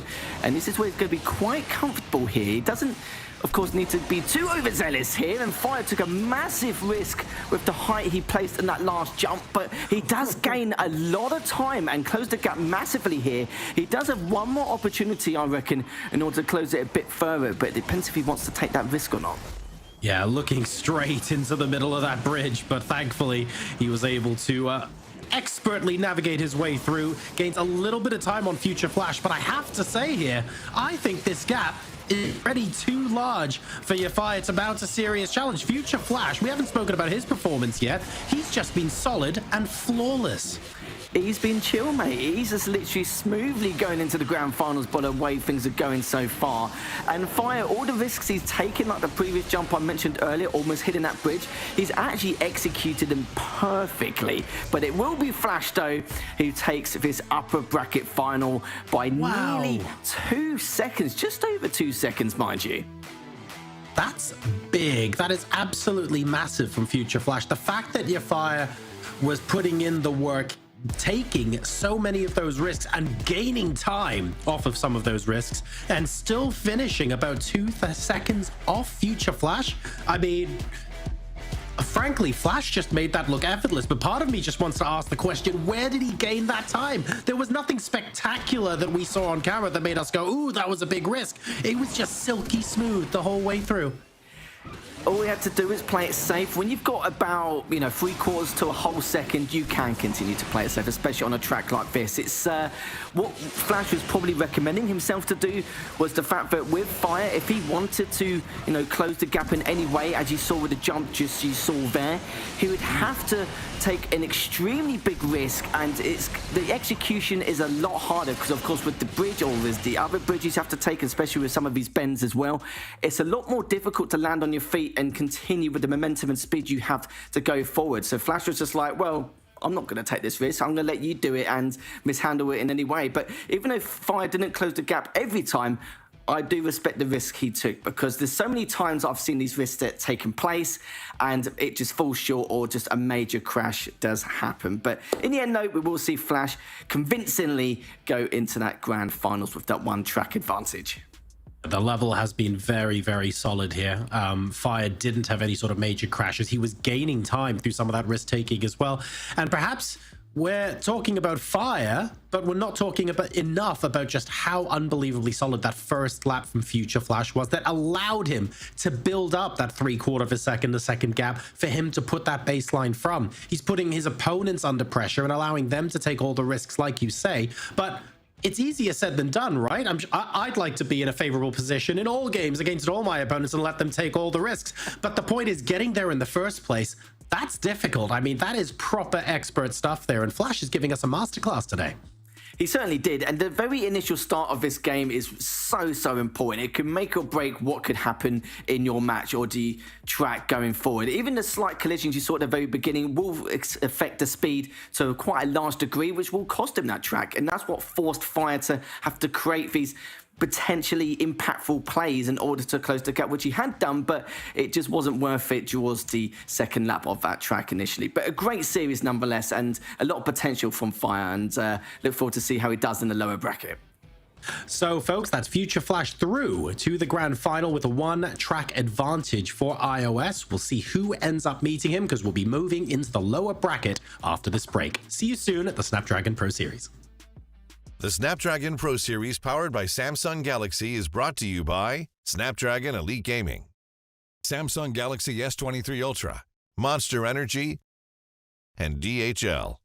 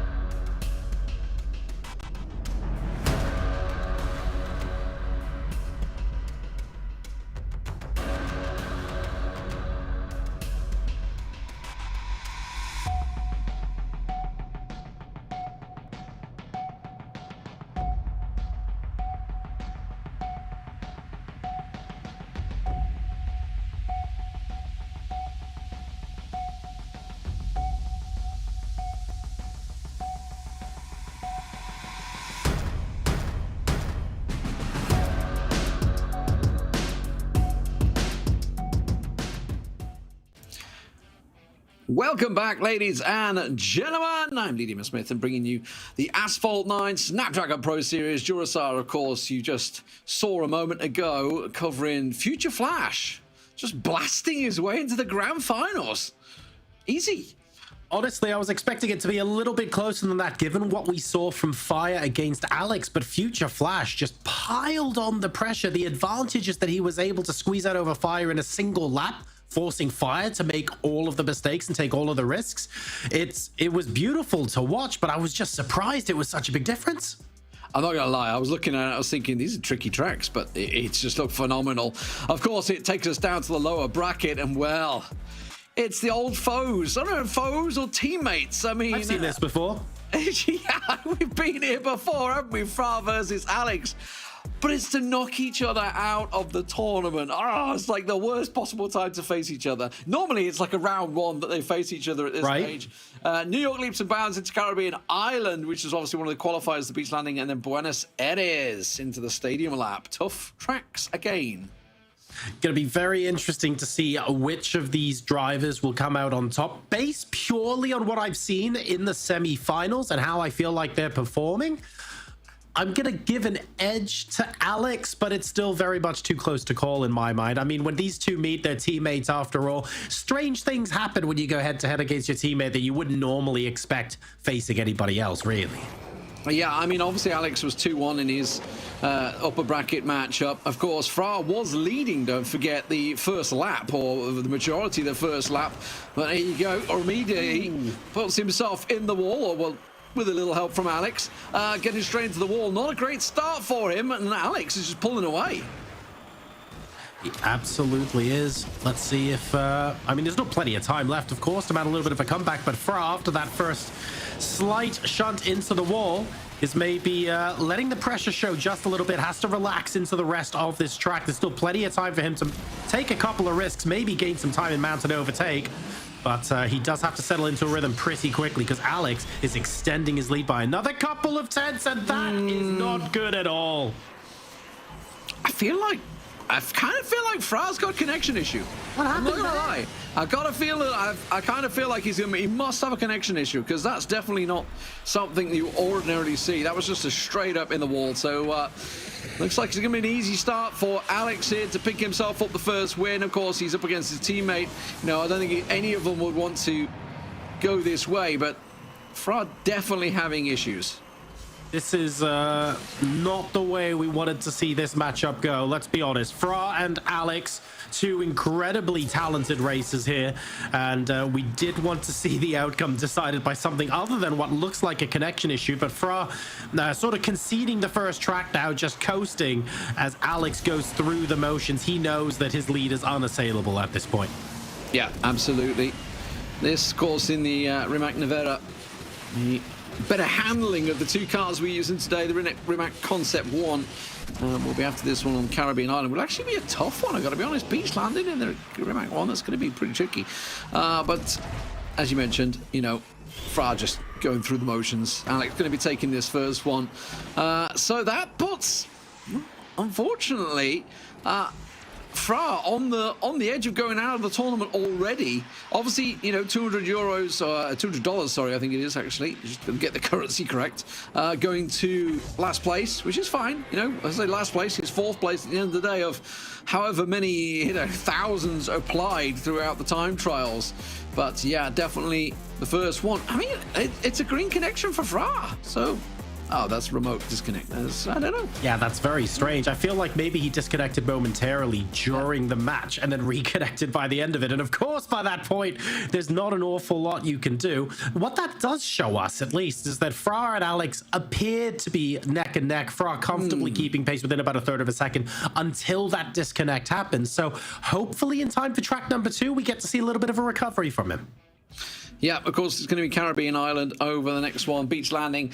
Alex, of course, I mean, he's been there before, right? He's been in that grand final so many times. Yeah. Definitely a veteran. Fra himself been in the same situation. And I've even covered these guys facing each other in the grand finals before across various tournaments these guys have competed at. But here it is. Fra having to stay in it. This is a replay. I'm not sure it's a replay. It is a replay from earlier on. This is the New York. Yeah, that's where. I mean, it just looked like a disconnect to me. There was no. He didn't even make an attempt to turn or anything. It was just. It had to be a flat disconnect. Either that or is a slight drop, whatever he was using.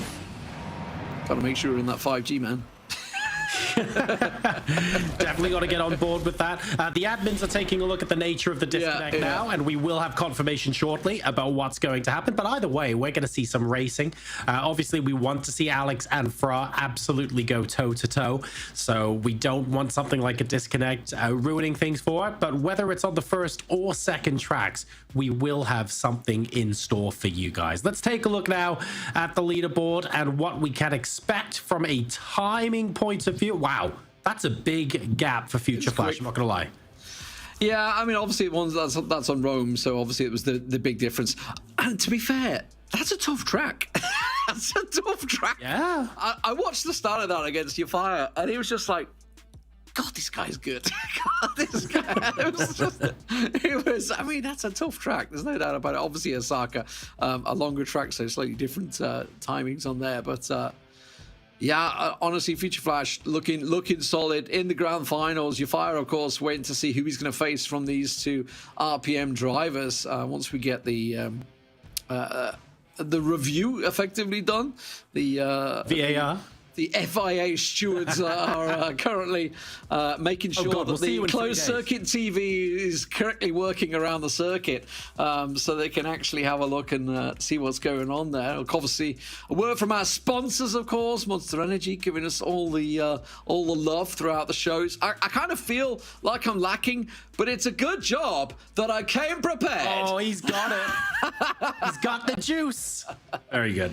I feel like I'm missing out from not being in the studio, so I had to bring one myself, and I'm unleashing the beast as always. I feel like knowing where you've been across the last 12 to 24 hours, that's not your first one of the day.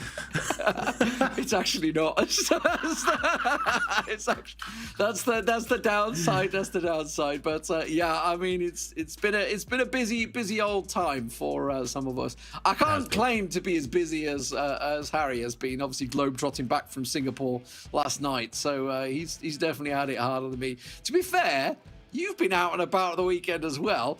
I've been all the way to Kent, would you believe it? Which, you know, not quite as far, but I would argue equally sunny. For a Londoner, that's quite far. Exactly, there you go. I'm leaving my protective bubble of smog that is the M25 and venturing out into the world. No, it's been good, man. We've all been places over the weekend, and we've hopefully come back with hopefully not various lurgies or anything. It looks like we've managed to survive through to today's broadcast. Some places better than others. Exactly. We're still waiting for a decision on what's going to be happening next, Fra versus Alex. But regardless of what happens, we know they're going to be going head to head. And we saw those times on Osaka, Lee. We saw that Fra actually had just shy of 2 seconds on top of Alex in that time trial. So that was interesting.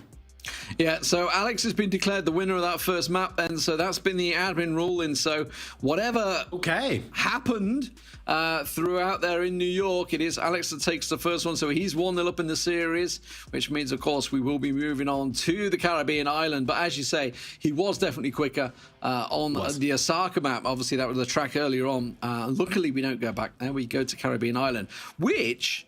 was it the beach landing that was the qualifier? I'll just double check that. It was Caribbean Island, was the track time qualifier. Now, in terms of times for that, a 107.826 for Alex and a 108.1 for Fra. That was in the time attack qualifiers to get to this event. Obviously, Future Flash and Fire were both quicker in 107s, 107.5. Wow, just three tenths of a second between the two of them as well. It's looking like a final to me. But if we get to Greenland, then Alex has got a quick time there. So we'll see whether we get there. I'm just actually, now that I've said if we get there, I'm going to check whether it's actually in the rotation. It's not. But I guess we're not getting there regardless. Second separating them to get to this point should mean that our second track should be quite the close contest between Alex and Fra, and this is by no means a done deal for Alex to go through. He's going to have to properly fight tooth and nail to make sure that Fra doesn't claw one back and take it to a third track. Yeah, and I love Caribbean Island Beach Landing. I think we've had it in every single Snapdragon Pro Series finals I've done, and even before it was SPS. You know, going back the years, I've seen Caribbean Island so many times, and it's a great track to compete on in terms of neck and neck head-to-head racing, and not just time attacks, because you have those multiple options, you have those multiple split directions, and a number of chances to knock your opponent off or out and give them land on top of them, smash them, whatever. You know, it's a great head-to-head track, I feel, in comparison to some of the others. I would argue probably San Francisco City by the Bay is my favorite one, mainly by the fact that you do see, especially in these high pressure races, you see a lot of errors. And I can tell you, we will have that one in the lower final. That's going to be a testy first race, but we got to get there first, John. And they're going to be in the Rimac Concept 1 for this one as well. So handling, I'd say the handling is worse than Nevada. I mean, it's like fractions of a percentage, so it's the smallest of margins. But they might notice it. We never know, but they would notice it more than me. Let's put it that way. Yeah, absolutely. I'm really hoping that we do see a little bit more sort of head to. We haven't really seen any big crashes, anyone landing on top of each other, a lot of barging around with the exception of the first couple of seconds of a race. I want to see some of that here on Caribbean Island. I'm slightly scared you've jinxed it, not gonna lie. It's possible. I mean, Caribbean Island can be decided early on. That's the problem with it. It can be, as with a lot of the tracks, but also it's one of those tracks you definitely can have a lot of head-to-head racing on. It affords that option. So here we go, ladies and gentlemen. Fra, of course, one track down at the moment. Talking a head-to-head. No holds barred from the start there from Fra as he dumps Alex into the barrier. Hits himself the jump, but he didn't really land it very well there. Didn't quite get the spin that he wanted. You can see Alex gets a bit more boost from that one, so he has a good chance to try and catch up here. Both hitting the shockwave. The jump not quite landing to start with by Fra either, so Alex definitely making ground up. Fra definitely out of the gates in stronger fashion and properly punting stablemate Alex into the wall, but since then there've been a couple of vulnerable moments allowing Alex some valuable time back. He's just over half a second now behind Fra, looking to get revenge for the shenanigans off the start line, and we have a contest on our hands here. Absolutely, they're coming up to one of the split choices now. I expect them to both take probably the same direction here. I know in the past Alex has definitely tried a couple of things around this section to try and maybe get a little bit of time on his opponent. It does look like they're both going to be taking the same route though so far. Going to hold on to his lead as we approach the start of the second lap. Both hitting the jumps exactly on time. That's a slight bang there from Fra. Not ideal. And Alex, you can see, definitely got a lot more boost here and he's gaining ground once again. But Fra holding himself a decent lead. Hits the shockwave. Both does Alex as well as they hit the jump. But it does look like Alex is slowly closing. The gap is very slowly closing. Is it closing quickly enough though? Still about half a second, and that was the gap a quarter of the way through lap number 1. Alex is now going to have to start thinking about taking a couple of risks at some point soon. Grabbing an extra jump there, going a little wide, trying to gain every possible 10th. He's trying to mount an overtaking opportunity going into the second half of this lap. He definitely gaining, as you mentioned. He went just a little bit wide. That was a beautiful corner. Hitting that apex, absolutely nailed on. Hits the 360, and you can see Fra starting to feel it now. Bumper to bumper almost here as Alex closes the distance. But is there enough time left? It's all going to be about, do they hit the apex of the corner? Fra goes a little wide. Alex decides to cut inside. Is it going to be enough as they go underneath each other? You can see Alex is going to hit the jump. Goes for the shockwave. Comes out in front. Incredible stuff. Alex will take it over the line. And he'll take it in 2. What a comeback from Alex there.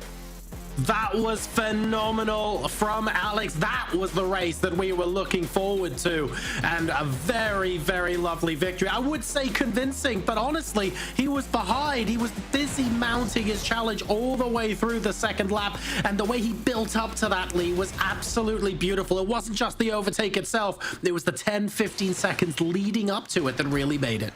Yeah, fantastic stuff. A brutal start from Fra, just smashing him into the wall, gave him that advantage. But as you can see, as we approach the second lap, it all started just before that section, actually, when you start to see Alex going for those little fractions here and there. That's what got him into this close distance. And I talked about it in the first lap. You know, I've seen Alex take a different route a couple of times, the more risky, quicker route. Fra was just thinking, I've got enough time on him. I don't need to risk it. But I don't think he was expecting Alex to be quite so close as they hit that section. And Alex just played it perfectly in that final lap. Very nice. When he landed as well, emoted just before the line, he could tell, he knew that he had pulled off something pretty special there. And that means, of course, that Alex progresses 2-0 over Fra.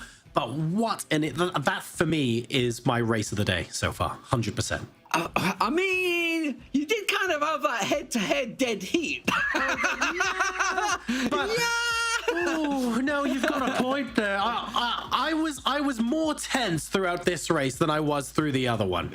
This wasn't our closest race, but I definitely felt the tension here.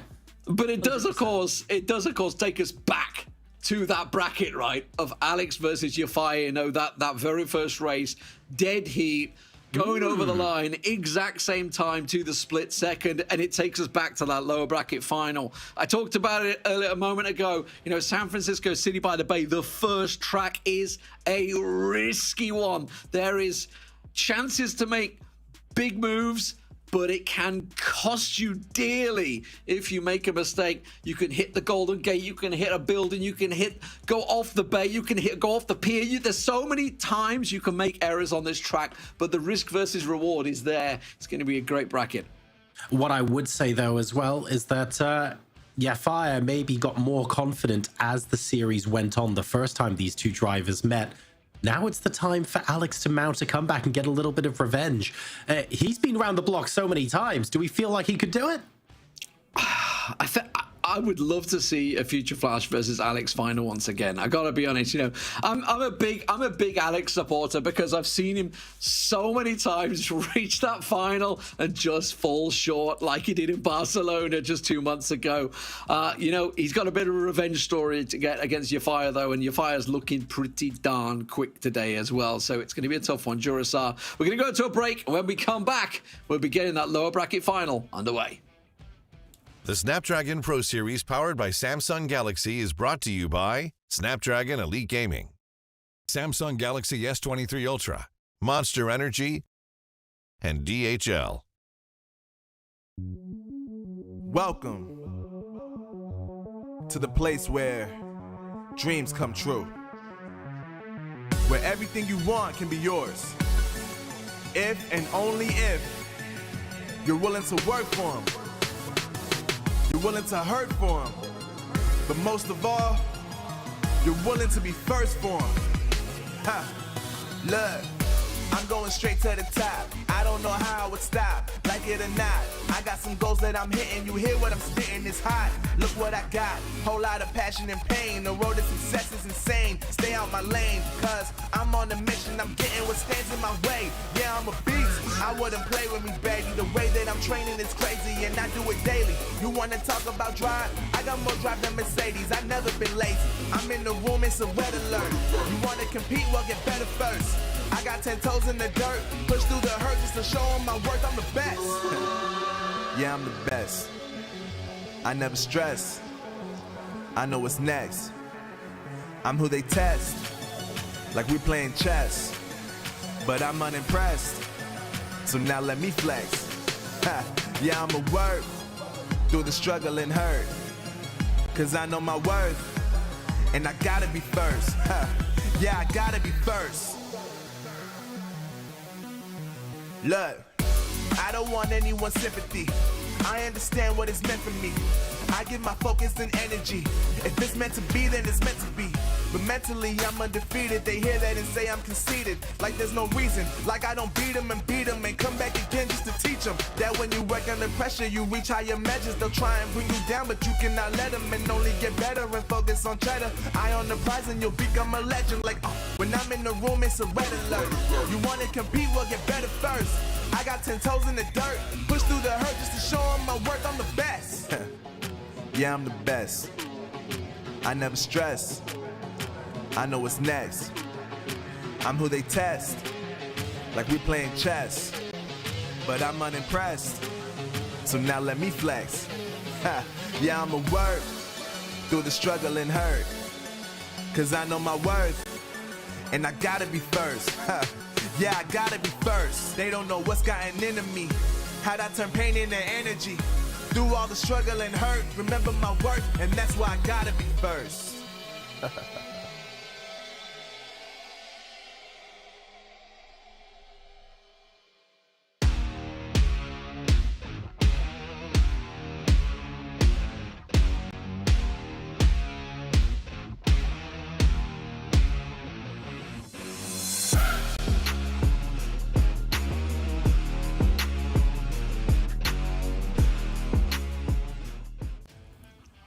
Welcome back, ladies and gentlemen, to the Snapdragon Pro Series. I'm Lee Demon-Smith, and joining me is Jurasar for this, the Asphalt 9 Grand Finals coming up in just a moment. But who is going to face the future Flash? That's the question. Is it going to be RPM Alex, or is it going to be Yafire once again? He has swept them all aside so far to reach the Grand Final, and this... Jurasar, this is the repeat of what was a very close series, the closest one so far of the iOS bracket. I can't disagree there. It's the 2-1, right? Alex started that series off very, very strong, but Fire, frankly, showed some serious class to come back and take that 2-1. This is Alex's opportunity for revenge now, and Fire's opportunity to double down and say, excuse me, I know you've been around the block. I know you're a veteran here. I respect how good you are, but I'm just better. Two different stories fighting to be told, and I'm looking forward to seeing who comes out on top. So I can tell you, San Francisco City by the Bay will be the first race. That's going to be on the Rimac Concept 1. We will then move on to Nevada Desert Life. That'll be in the Rimac Nevada. And then, if we need to decide, it is the US Midwest Canyon launch in the Concept 1. Also a tricky track. This is going to be an interesting series. Very technical tracks, I would say. Especially this first one. This first one could be a confidence killer for anyone that makes mistakes. And like, this is one of the tracks that, even if you're behind, you have a chance of making up time, because... Right. It almost feels like it's one of those tracks that if you're in the lead, you know, you're in that confident mode, and you just sort of taking it easy, you almost certainly will make a mistake. You'll clatter into the bridge. You're not getting enough boost. You'll suddenly try and lax off a bit to try and play it safe, and end up putting yourself in trouble. It's a really tricky track. And then, of course, obviously for the chasing pack, it can cause all sorts of problems. It is, I would say, my favorite track. I'm actually surprised it's not in the grand final. It ordinarily is one of the grand final tracks. But it's definitely a track that sorts the men from the boys, I feel. I think, and that's really good as well, right? Because what you want is an awful lot of choices to make, a lot of opportunities to make mistakes, but a lot of opportunities to gain time as well. And there are pros and cons to picking the path that you choose to take, whether you're in the lead or whether you're playing catch up. It's going to be good. We are going to get past that, though, and track number 2 will be Desert Life. So I imagine after San Francisco, that's going to be a relative breath of relief there for the drivers. A relative, yeah. Relative. I mean, we'll see whether we do reach the US Midwest, whether Yafire can take it. He's going to be starting out as player 1, Yafire will be, so he'll be on the left side, if I'm not mistaken. And obviously that can play a part. I know a lot of you, when you talk to the players, they will go down to the minutest deal of obviously whether you start on the left, whether you start on the right, whichever track it may be. Because obviously if the track does curve off to the left, when obviously you want to be on the left-hand side at the start, it gives you that advantage on the inside track. But it could also be down to what traffic happens to be spawning sort of nearest you, so whether you want to be on the right or the left. But here we go. We are underway. It is the lower bracket finals to see who will be facing the future Flash in the grand finals. This best of 3 starting out on San Francisco is a tricky track, and as I say, even if you're behind like your Fire is right now, there is still massive chances to make up. There's so many areas you can make mistakes on this track. Early lead now for Alex. Fire just focusing on making sure he gets as much nitro as possible to mount a comeback later on in the lap. Alex at the moment, I would say calm, but there's just so much going on when you're racing through San Francisco. It's difficult to keep consistent. Then nearly loses it, just about holds onto the car. The question is, will he hold on to the lead? I mean, that was a massive error from your fire there. It's got to be, it's definitely Alex's to lose now. He had made a huge error, missed his jump, didn't quite catch it right, and it's put him a long way back now. So Alex just has to play this one out. But as I said, this is almost that dangerous position of you're so far ahead of your opponent that you kind of try and play it safe. And then sometimes you maybe don't go for that jump that you ordinarily would, which puts you in a slightly different position. But these are two veteran players. These guys have been around for a long time. They know exactly what they're doing. I've got to assume that Alex has this one in the bag for the first race. About a second, maybe a second and a quarter separating them at the moment. And I'm just looking at the nitro from Fire, trying to figure out where he might be able to get a little bit of time back. So but at the moment, it's he's struggling. Yeah, so that jump back there was where he made the mistake before in the first lap. This is a bit of an error as well, once again. So does manage to get the double, but not ideal. Yeah, he's really not hitting his stride right now.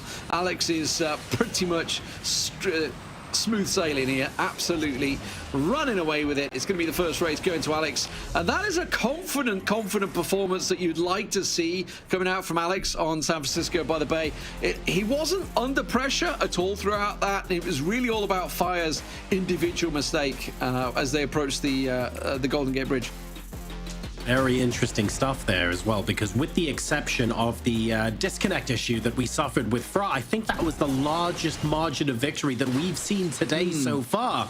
And coming from one of the two drivers that participated in the closest best of three we'd seen, I think that really lays a marker down for your Fire. This is it here. Look at this is where your Fire makes a mistake. He goes off, hits that, doesn't hit the jump right there at all. And he knew from that moment he was done. It just takes it's not the immediate time that it takes off. It's just knowing that that's going to compound for the next 5 to 10 seconds as well.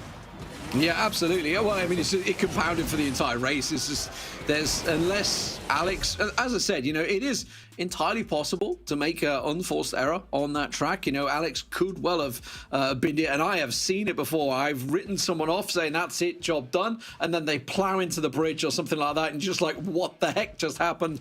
But yeah, as you mentioned, it was a big win, and it's a confidence booster for Alex. You know, one track away from now getting into that grand final, and a chance to face his nemesis, Future Flash, who he was leading in Barcelona, only to throw it away. We know that Future Flash is fast, though. Well, one thing at a time. If we knew how fast Flash was at the beginning of the day, Alex would still be sweating just a little bit. And to be fair, Fire came back at him and came back at him really strong. He needs to reset now. It's all about the experience in a competitive environment and knowing that he can just calmly win the next two. But Alex looks pretty different in that last track compared to when we first saw these guys meet. Yeah, he had a good start, but here we go. We're into Nevada. Desert life. We are into the Rimac Nevada as well. So change of car, change of track, maybe change of style. Your Fire getting things off early, getting the start that he perhaps wanted, holding that apex perfectly as well. But look at Alex, absolutely on his heels, hitting the nitros perfectly, does manage to get himself to spin, looking good, both hitting the inside line, absolutely playing it perfectly so far, hitting the jumps. Oh, Alex! Oh, that's a big error. Just about recovered. I tell you what, I thought it was almost certainly... I thought that was done. Yeah, I think he did very well to recover. That looked like he was about to wipe out there. Does manage to get the shockwave. Now it's all about the traffic. Can they avoid the traffic? Can they hit it right? And at the moment, you can tell Alex is just trailing behind. I feel very lucky to be in this situation as well. He's getting as much nitro as he possibly can off of those jumps. He's only about a third of a second behind Fire still. Like you rightly say, Lee, he's a little bit lucky to be in this situation. Here we go. But now what can he do off the back of it? How does he make the most of it? Tries to go around the outside. Let's see if it pays off for him. He's going to come out still behind. Oh, he actually caught the traffic there. Unlucky. It was actually flung at him by Fire. I don't think he really meant it, but it worked out. Oh, Fire makes a mistake there. But Alex hits the outside. Doesn't quite pull it in like he wanted to. Small error though from Fire, shows that he's not infallible. Alex maybe giving that little confidence boost that he's looking for here as he continues to trail behind. I love that the nerves are high, really, really struggling for both of these drivers to maintain perfection here. It's great to see. These are people racing at their limit, but Alex is now running out of time to close the gap to Fire, who is on course at the moment to send this into a third track. Yeah, and Fire at the moment is playing it about as best as he can. Alex, you can see, starting to risk it now, starting to go for those extra jumps to get that bit more boost, but it's just not enough. Let's see how it works here. This is where he can try and catch him off guard. Does try to go for that wider approach again. Now, Fire did clip the outside wall there, slows himself down a little bit. Is it going to be enough, though? I don't think so. If we can see, comes out in the lead, and it will be all square one apiece. Much closer affair compared to track number 1. 0.6 of a second separating Fire and Alex, but this time it is Fire coming out on top. So just like their first meeting, we go on to a third track. Excellent stuff. Yeah, absolutely. This is the only series that's gone the distance as well. As Twice. you mentioned, yeah, twice now. So strong start from Alex on San Francisco, but this was your Fire's sort of little confident return, and that's a sign of a great player, because in between, they're in the lower bracket finally. One more loss, he'd have been out, but he clearly had the mental capacity to just sit, reset, regain his focus, get himself back in there, and didn't really look like he made an error. I think there was one small fault towards the end, but he'd still got enough of a lead that he managed to hang on there, which does mean, of course, John, that we're going to the US Midwest Canyon Launch. Tricky final track to separate the series. Are going to be in the Concept 1 once again. And the last time, well, okay, our sample size isn't huge today, but the trickier, the more technical track, we did see Alex come out on top the first time around. Do you think that makes him favorite to come out on top in a decider? Maybe. I mean, Alex definitely looks like he's on it, but Fire's just quick. He really is quick. And other than that, I mean, that was the first error we've seen Fire make, right? That one on San Francisco. Even if you were to look at the race that he lost in the first series, I mean, he didn't really lose it, did he? It was they went over the line neck and neck. It's just you lost vertically, maybe. That was about it. Yeah, that's so to say he's lost 2 races today is a little unfair to him. He's kind of lost 1 and a bit races so far. So we know Fire really has it in him. And here you go. You can see confirmation, obviously, from Nevada. It was just that smallest of margins, 0.6 of a second over Alex. Alex looking at this one. Obviously, don't forget, this is $400 to either one of these players, obviously, for third place already. It's a case of, can they reach that 700 or go that one step further and challenge Future Flash? We'll find out. That's going to be so much fun. I'm looking forward to seeing whether Alex gets a little bit of a... I want Alex to face off against Future Flash, but at the same time, there is something in the back of my mind saying, would a rematch with Fire give the best chance of an upset? Based on what we've seen so far today, I'm not sure I can make that call either way, to be honest. I mean, if you were to look at, in straight seeding, then obviously Fire was the 2nd seed compared to Alex was the 3rd seed. So in theory, if we're to go by that way, which is purely time trials, absolutely pays no mind of that. Obviously, it means that Fire's quicker, but we'll find out. The young gun effectively compared to Alex. Oh, Alex is wrecked! No! Saw that coming as soon as he hit that shockwave. I thought, how is he going to ride that through the tunnel? And that is a massive, massive blunder. And now Alex is going to have to just throw the absolute kitchen sink at this one. And Fire really has to make a big error. Now, if I'm not mistaken, there is one area where Fire could make a possible blunder, but I feel like he's going to play it safe. He's almost certainly going to take the safe route. I think we need a much bigger kitchen sink at this point, Lee. That was huge, and right at the beginning as well. Psychologically, that's such a huge blow to Alex and such a big confidence boost here for Fire. Because the gap is so big, there is actually an element of you can afford to play this safe now. This isn't just a second or two. This is a much bigger problem for Alex to solve. Yeah, almost certainly Fire will play it as safe as you can right now. I mean, you can see Alex is bouncing off everything right now. He's just absolutely infuriated, I think, with himself for making that error straight off the start. It is one of those moments where you kind of gotta risk it, I guess. I mean, he was behind. He kind of went for the risk. He just did the exact same thing, and it paid off for him. The difference was that he hadn't quite got the car balanced out, so it just started to lift a little bit on the right-hand side, so which meant the right bodywork clipped the roof, and that was that. That was enough. That was enough to wreck him. So it is small margins like that can be the difference, but unfortunately, it looks like it may well have just cost Alex a place in the final. I think it might well have, which means our second seed will be going up against Future Flash in what is another rematch today. Commiserations to Alex, who is absolutely giving it his all at the moment. You can see the gap in front to Fire is just massive, and we are most of the way through the second lap. So this is procedural for Fire right now, who will be through to the grand finals here on iOS. Yeah, I mean, it's the unfortunate case of, obviously, you know, head-to-head racing. The fact is, 2 laps head-to-head, one mistake is going to cost you. It's as simple as that. But it will be Fire that will make his way through to the final. Obviously, huge margin because of that big error from Alex right at the start. And it does mean we have a rematch of the upper bracket finals now, with Fire coming up against Future Flash once again. And I'm looking forward to this. The upper bracket final felt, if I'm honest, more one-sided than this best of 3 did, but I thought Fire had the opportunity to be close to Future Flash on several occasions. I want to see him go one better and hopefully not end up like that in the best of 5 grand final. I think I was wrong. I think he actually clipped the left wall just at the end of the tunnel. I think that's what he clipped. I thought the car had actually pirouetted to the left, and the right bodywork had hit the wall, but I think he'd actually gone through the tunnel, and I feel like he clipped the wall on the left there. I think that's what must have been. So yeah, really unlucky from Alex, I feel there. But yeah, and the thing is, you know, he could do it because he did it perfectly the second lap. He knew exactly what he was doing. It's just one of those moments. He was almost going, well, he was going too fast, effectively, into the tunnel. But unlucky.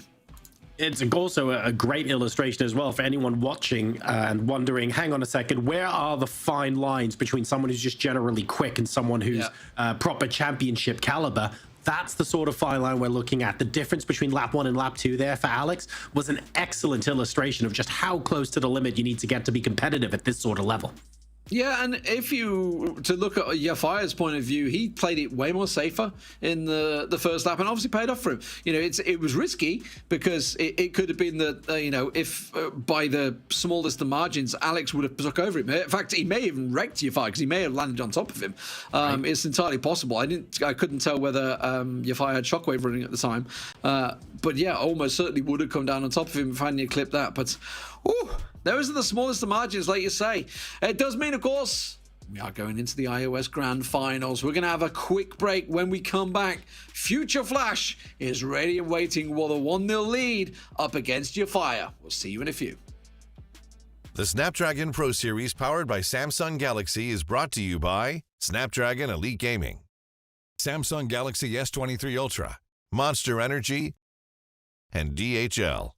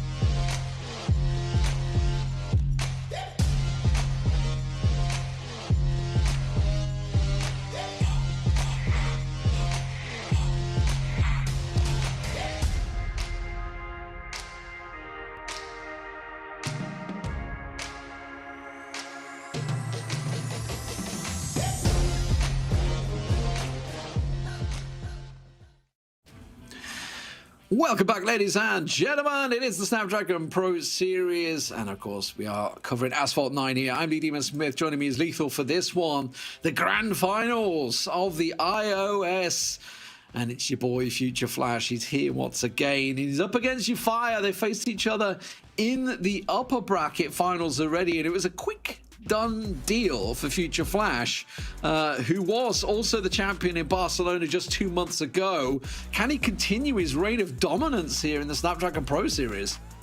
Yeah, I kind of feel like it's a reign of terror, isn't it? Just being an absolute pain in the backside towards everyone. And with Fire, I do see a lot of potential and a glimmer of hope, really, from what we've seen on his side of things. Like, it's not just your typical standard driver we've seen in Asphalt. He's actually technically gifted and also very good in terms of his lines and his performance. And speaking of his lines and trickery, we do start things off here in Auckland, straights and hairpins, and it's really all about how beneficial you are as a driver overall. Not from a technical perspective with the jumps and the tricks you can do, but a lot of the brake nitro bits and pieces here and there, and we know how a lot of the portions of his track is also very narrow here. So it'd be a good way to kind of ease them both into this, but of course, don't get too easy for it because, as you know, Flash does have that one track advantage. So for Fire, he has to step up his game right from the get-go. Yeah, absolutely. I was going to say, if you're wondering why there's 4 tracks, he obviously is coming from the upper bracket. You got to have that advantage. It's the reason of double elimination.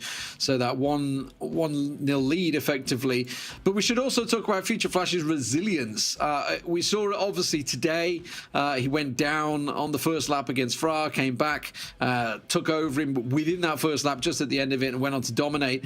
But we should also talk about Barcelona. He was 2 tracks down, came back and still managed to just pull it back against Alex. You know, he's got that mental fortitude and the capability. That together is a scary competitor.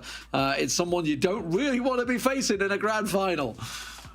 Especially when he's got a track advantage as well, just to add that to the tally here, which is going to be absolutely incredible. So he needs to make sure not to sleep on Flash. If he does get that kind of advantage here, as we start things off with Fire starting on the inside lane, which means he will get a slight advantage with that double nitro going in straight afterwards here. So, of course, right now, we'll ride a little bit just so we can get that shockwave going up to the next jump. He's already almost overtaken here. Gave Fire a little bit of a boost there. As you can see, D-Man to give him a slight more of an edge and a couple tenths more of a second as he's still continuing to close this gap. Oh, I felt almost certain he was going to land on top of him with that shockwave. Then I was just waiting for it to clip him. Speaking of clipping him, there he is on the inside line once again. Euphire does hit the wall as well. He is really under pressure here. And we know exactly what he can do. We know he's got the pace. We know he's got the power. Talking about the time attack qualifiers, you know, it's just 0.2 of a second between these two. Euphire with a mistake, though. Future Flash takes the lead. Should be able to get on the inside. He's still neck and neck at the moment as they clash once again. Shockwave comes out from Euphire. Finally manages to regain the lead, but these drivers are not giving an inch right now. It doesn't surprise me at all in the slightest. I did say there's a lot of choke points, a lot of narrow portions of this track where it's going to cause a lot of collisions here. And no fatals yet, which is a little bit of a surprise. As you can see, the Flash was quite tempted to try and knock him into that last previous bend. Oh, he clipped it. He clipped the inside.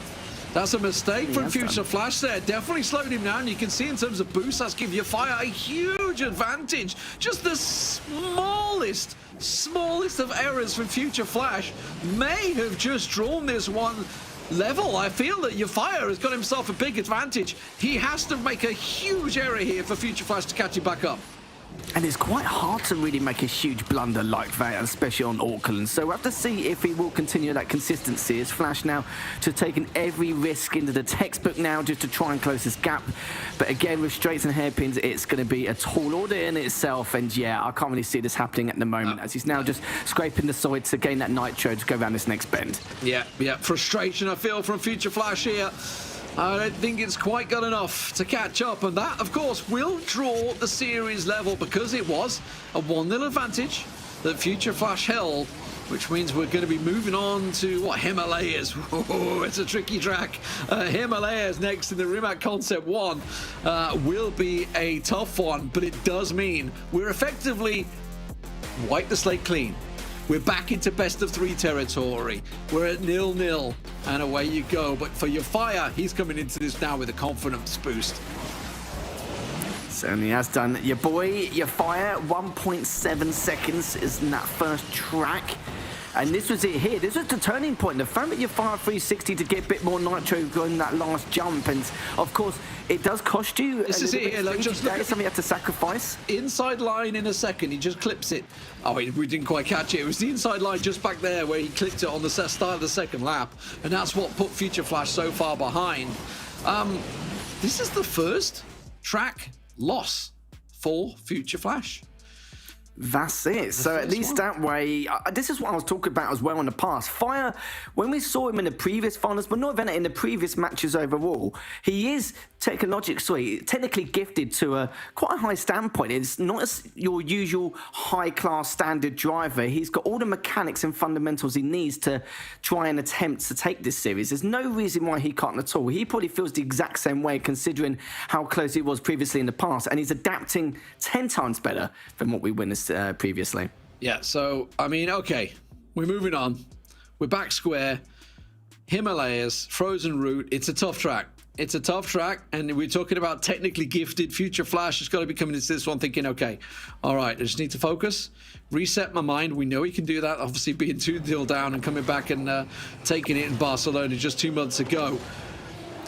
But it is a tough old track. It does put him on the left-hand side to start with. He's coming in as player one, which gives him that inside line advantage, which gives him that lead early on. Certainly will do, but at least Flash is going to be the one dictating the pace this time round, as they're both obviously taking that risk to do the barrel roll off that previous straight jump. Finder gets the advantage here, does sacrifice Flash's speed just a tiny bit here, and he goes for the 360 instead of the barrel roll here, but he does get the lead, even though Finder did have a little bit more nitro, but didn't make the most out of that nitro because he's being trapped against the wall. Yeah, but as you can see, you know, we were talking about how technical this track is. It really can be one of those tracks that can catch you off guard in many places, but at the moment it is Future Flash riding it nicely at the moment. Your fire just gaining a bit of time on him, just slightly there.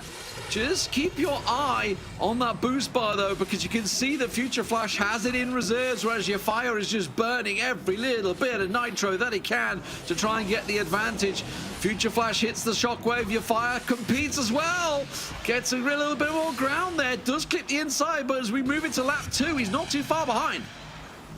No, not at all. 4 or 5 tenths of a second here. Easily doable depending on how Flash is going to perform over these straight jumps. It looks like Flash is going to avoid it. I do understand that technically, considering he's going to lose out a little bit of nitro though. But look how close the gap is now by 0.2 or 0.3 here. And he's going to go to a barrel roll over the shockwave with that jump, and he's going to close the gap even further. Flash is directly in front of him, and it's just a matter of time. He's going to try and get this one the inside lane. He had a little bit more speed as he's going over that previous jump. And now Flash still continuing to hog that inside lane and make sure that Fire doesn't have any kind of way at all to get back in this matchup. Oh, it's tight, it's tight. He's running out of time though, and your Fire knows it. He's going to have to start throwing everything he's got here as we come in towards the final few corners. Tries to go low. Is it going to be enough? Future Flash is going to come down right in front of him. There it is. And you can see the start-finish line. It's just down this hill as they come barreling down. Has he got enough? The boost comes through, but Future Flash should be able to hold this from now on out. And he will go over the line, the leader. And that takes him 2-1 up. Future Flash gets his confidence back there, but that was a close one. And your boy Fire almost catching him up, but Future Flash once again 2-1 now, 1 track away from victory. And Harry, we move on to what I gotta be honest, I was watching earlier on. Well, we'll get to it in a minute. Let's just talk about this track actually, because this had a lot going on. It really did, and it's like I said, there's a lot of crucial risks you need to take to try and close that gap, and we saw it both times from your Fire. You saw Flash avoid the very first jump on the second lap to not have that nitro. Wasn't really taking too many risks of shoes over some of those huge jumps either. Went for the 360 instead of the barrel rolls, and sometimes it can be a little bit difficult to try and stay on the track rather than curving round. But Fire again just showing off his mechanics and fundamentals once again, just taking his risks and executing them perfectly. And it's sometimes risks which people just get a fatal on straight away and cost them the match. But this is what I love about him. He has his plan Bs, plan Cs, and then able to take advantage of that straight afterwards. And you've got Flash, of course, at the end, wins by 0.5 a second, and also throws out the L emoji as well, just to add a little bit more of a burner for him here. And you're right, it could be the last track going into this. I wasn't going to mention that. I was just letting it slide through. But, you know, you had to bring it up there.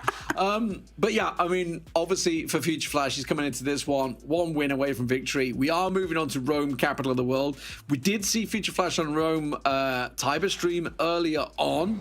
And, my God, he was quick. That was in the upper bracket final against Fire. So it's a tough track, it's a technical track, but he was strong in it. It does start off, though, in second place as Fire had himself that slightest advantage, being on, obviously, the player one position. Flash nearly making a mistake, but he manages to make up for it.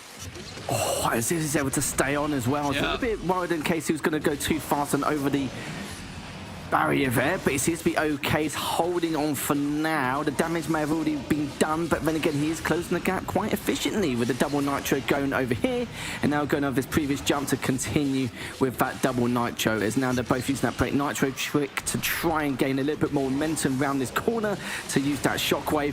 But yeah, this is looking very fierce, but Fire needs to be careful as Flash is gaining about 0.10 of a second every 5 seconds here. Saying that though, he's got round the corner with that shockwave, and Fire has been cleaned up, and that does mean that Fire now is going to be continuing on forward as Flash is going to be falling behind massively.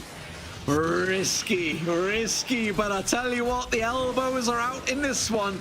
And as you mentioned, Future Fire, yes, he went for that inside line, but your Fire had that boost ready and waiting, and the second he saw him coming in, he obliterated Future Flash, and that could take us all square into the final track, which will be Cairo, by the way, 1,000 minarets. It's a tricky one still. It's not over yet. Your Fire could make a mistake, but I got a feel that he's got this one in the bag now. And, feisty. This is what head-to-head racing is all about. It really is indeed. As if we go to a final track as well, that track advantage, Flash is probably happy, but he's got a little bit of leeway here because he's still going to be on tournament point no matter what. But now they're both going to be, so the pressure's going to be on. As Fire looking to secure victory in this track and take us to the very last track on the iOS platform. And Flash, yeah, he realizes it's going to be curtains for him. And at this level, just one fatal is going to be the difference maker here. It's lined up with the majority of these opponents anyway, but at this level, it's going to be a tough ask in itself. So, listen, we'll be going to the final track here. Flash is going to be finishing off this one as previously, and as you can see, just under a 5-second gap. So, unbelievable stuff there. Very risky move there from Fire, but it definitely paid off. And the thing is, he planned it. He absolutely planned it. There's no way he went wide on that corner, that wide on that corner, for no reason other than the fact that I am going to nail you if you try and go for that inside line. He absolutely had it ready. Keep your eye on it. It's just going to come up in just a second. So as Future Flash tries to take the inside line on the grass, here we go. Your Fire, look, sat ready, waiting. Thank you, shockwave, goodbye. Absolutely held it. Ready and waiting, well planned and really well executed by your Fire. That is the competition I like to see. Yeah, very well timed again, very strategically planned. I can't speak today, but yeah, it was just crazy how he knew that he's only got kind of one opportunity for this, and if it didn't pay off, that would have been the end of the tournament. Flash would have already won this grand finals. He would have been the champion once again, and it just shows that no matter how much pressure this kid's on, it's actually remarkable how confident he is and with his decision making overall. And look at the difference in time. You can see there, just under 4.5. Ridiculous stuff coming out from both of them. And Flash, he had a tiny bit of a sloppy start at the very beginning of that track, but no matter what, though, you could see how well and how great Fire was performing, not just in this track, but just every series alone. So he's definitely not underestimating this opponent at all in the slightest. But of course, final track, both on tournament point. Whoever's going to win this one is going to be the champion here at the Snapdragon Pro Series. So very excited to see if we can have a completely new champion compared to the usual suspects we have gatekeeping the grand finals. You know, we were looking at this and looking at the Android saying, oh, that Android's going to be close. But I got a feel that Future Flash is just going to run away with the finals here. Well, that's not been the case, has it? We're on to the final track. Cairo, 1,000 minarets in the Rimac Concept 1. Who is going to come out on top? All square, 2 apiece. The battle for the iOS champion. Oh, look how testy they were at the start. They didn't want to run into each other. They were like, no, you're not going to put me in the wall. As they both hit the shockwave, hit the jumps. Future Flash and Fire neck and neck through the jumps. Oh, and he actually went over the rail to get a bit more nitro, so he could overtake you considering the circumstances. Absolute pandemonium the entirety of his series, and it's been an extremely close affair. He's using the perfect nitro instead of the shockwave to go up that previous jump. Yeah, he's hanging it. He's got the shockwave ready. Future Flash. No, there's a shockwave just run out before him. How did he not wreck him? Oh, and it's put your fire down. It's put your fire down and out, and Future Flash will have a huge lead now after that fatality. What a scuffle. I was not too sure how on earth that was going to end up and what the result was going to be, but it does mean Flash, surely now with a commanding lead, is going to play this as safe can be and be able to potentially guarantee himself as the champion once again of the Snapdragon Pro Series. Wow, and I gotta be honest, for a split second I thought Future Flash was done because he was upside down. I thought he was going to be the one that gets wiped out. Your fire clips the bridge there as well, just to add insult into injury. Obviously when you're going for it flat out, you know you're going to be making mistakes, and that's exactly what he's doing, riding the rail, hitting everything he can. But unfortunately for your fire, it's going to take a calamitous mistake from Future Flash here, who is looking to be the iOS champion once again here for the Snapdragon Pro Series, and once again he continues his reign of dominance in the iOS bracket. Has been what, 3-4 tournaments back to back now that he's taken dominance? Is that classed as a Grand Slam? Is that an Asphalt 9 Grand Slam? I feel like it must be. You'd think so at this point, wouldn't you? It may have been an anticlimactic second lap, but you know, we had everything we required and more in order to make this a fabulous grand final to finish off this last race on the iOS platform here. So congratulations to Flash. He's going to be taking the Snapdragon Pro Series for EU and MENA, and he's going to be pretty damn happy with that. Just another one added to the collection, but commiserations to Fire.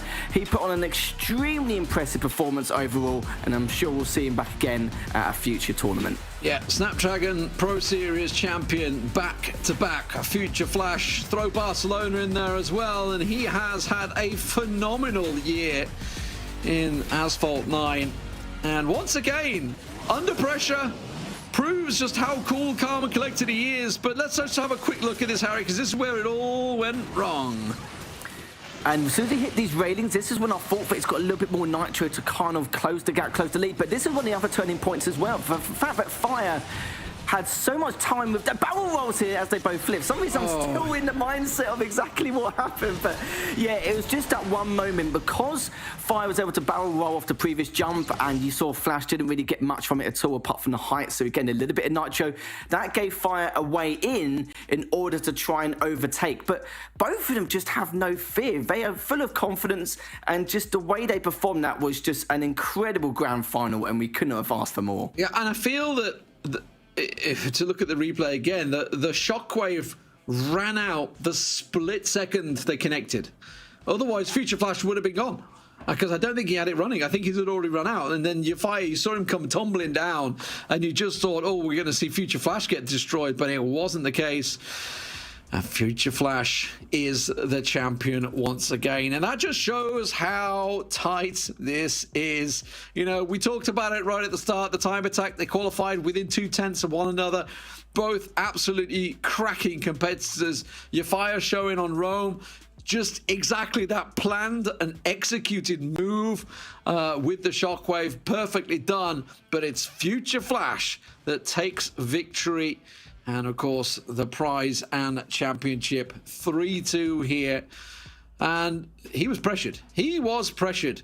He came into this with a 1-0 lead, so effectively they go away 2-2. Obviously, the damage being done in that upper bracket final, but a worthy winner, but an absolutely worthy second place from Yafaya.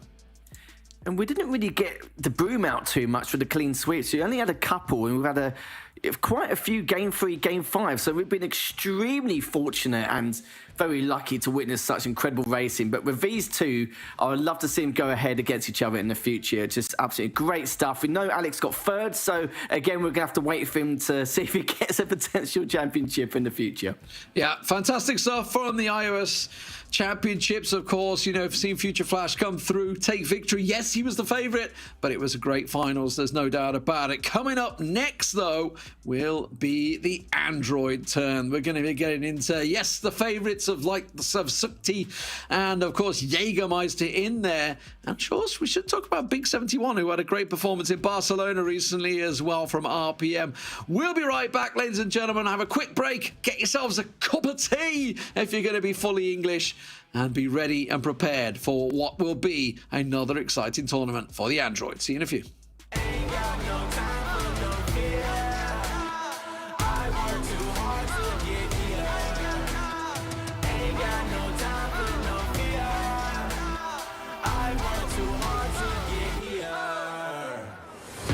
Got the time, put me in, coach. I've been going hard, time to let it show. Everything raw, give it to me now. Let me have the spot, man, it's going down. Gotta get it here, I don't wanna wait. Take what I want, then I go train. Gotta get a win, I won't lose the game. This is my year, I ain't gonna break. Strap in, cause it's gonna be a long ride. Working on me every single day and night. There comes a time when your worlds will collide. If it's holding you back, push it right to the side. Another level, I will never settle. Mind over matter, get the gold medal. On another level, I will never settle. Mind over matter, get the gold medal. Ain't got no time for no fear. I work too hard to get here. Ain't got no time for no fear. I work too hard to get here. On another level, I will never settle. Mind over matter, get the gold medal. On another level, I will never settle. Mind over matter, get the gold medal. On another level, I will never settle. Mind over matter, get the gold medal. On another level, I will never settle. Mind over matter, get the gold medal.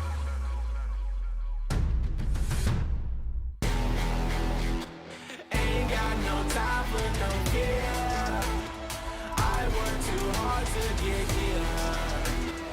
Ain't got no time for no fear. I work too hard to get here. Ain't got no time for no fear. I work too hard to get here. Ain't got no time for no fear. The Snapdragon Pro Series powered by Samsung Galaxy is brought to you by Snapdragon Elite Gaming, Samsung Galaxy S23 Ultra, Monster Energy, and DHL.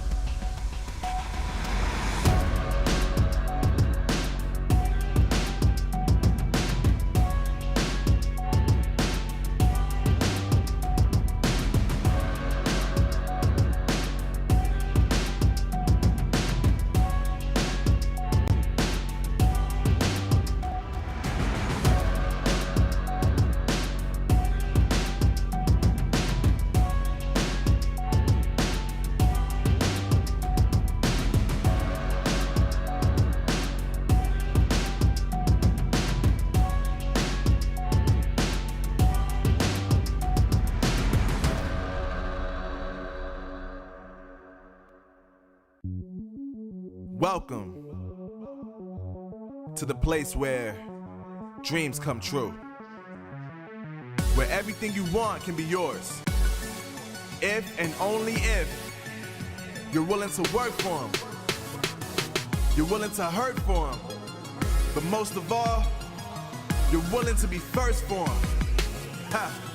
Look, I'm going straight to the top. I don't know how I would stop, like it or not. I got some goals that I'm hitting. You hear what I'm spitting? It's hot. Look what I got. Whole lot of passion and pain. The road to success is insane. Stay out my lane, cause I'm on a mission. I'm getting what stands in my way. Yeah, I'm a beast. I wouldn't play with me, baby. The way that I'm training is crazy, and I do it daily. You wanna talk about drive? I got more drive than Mercedes. I've never been lazy.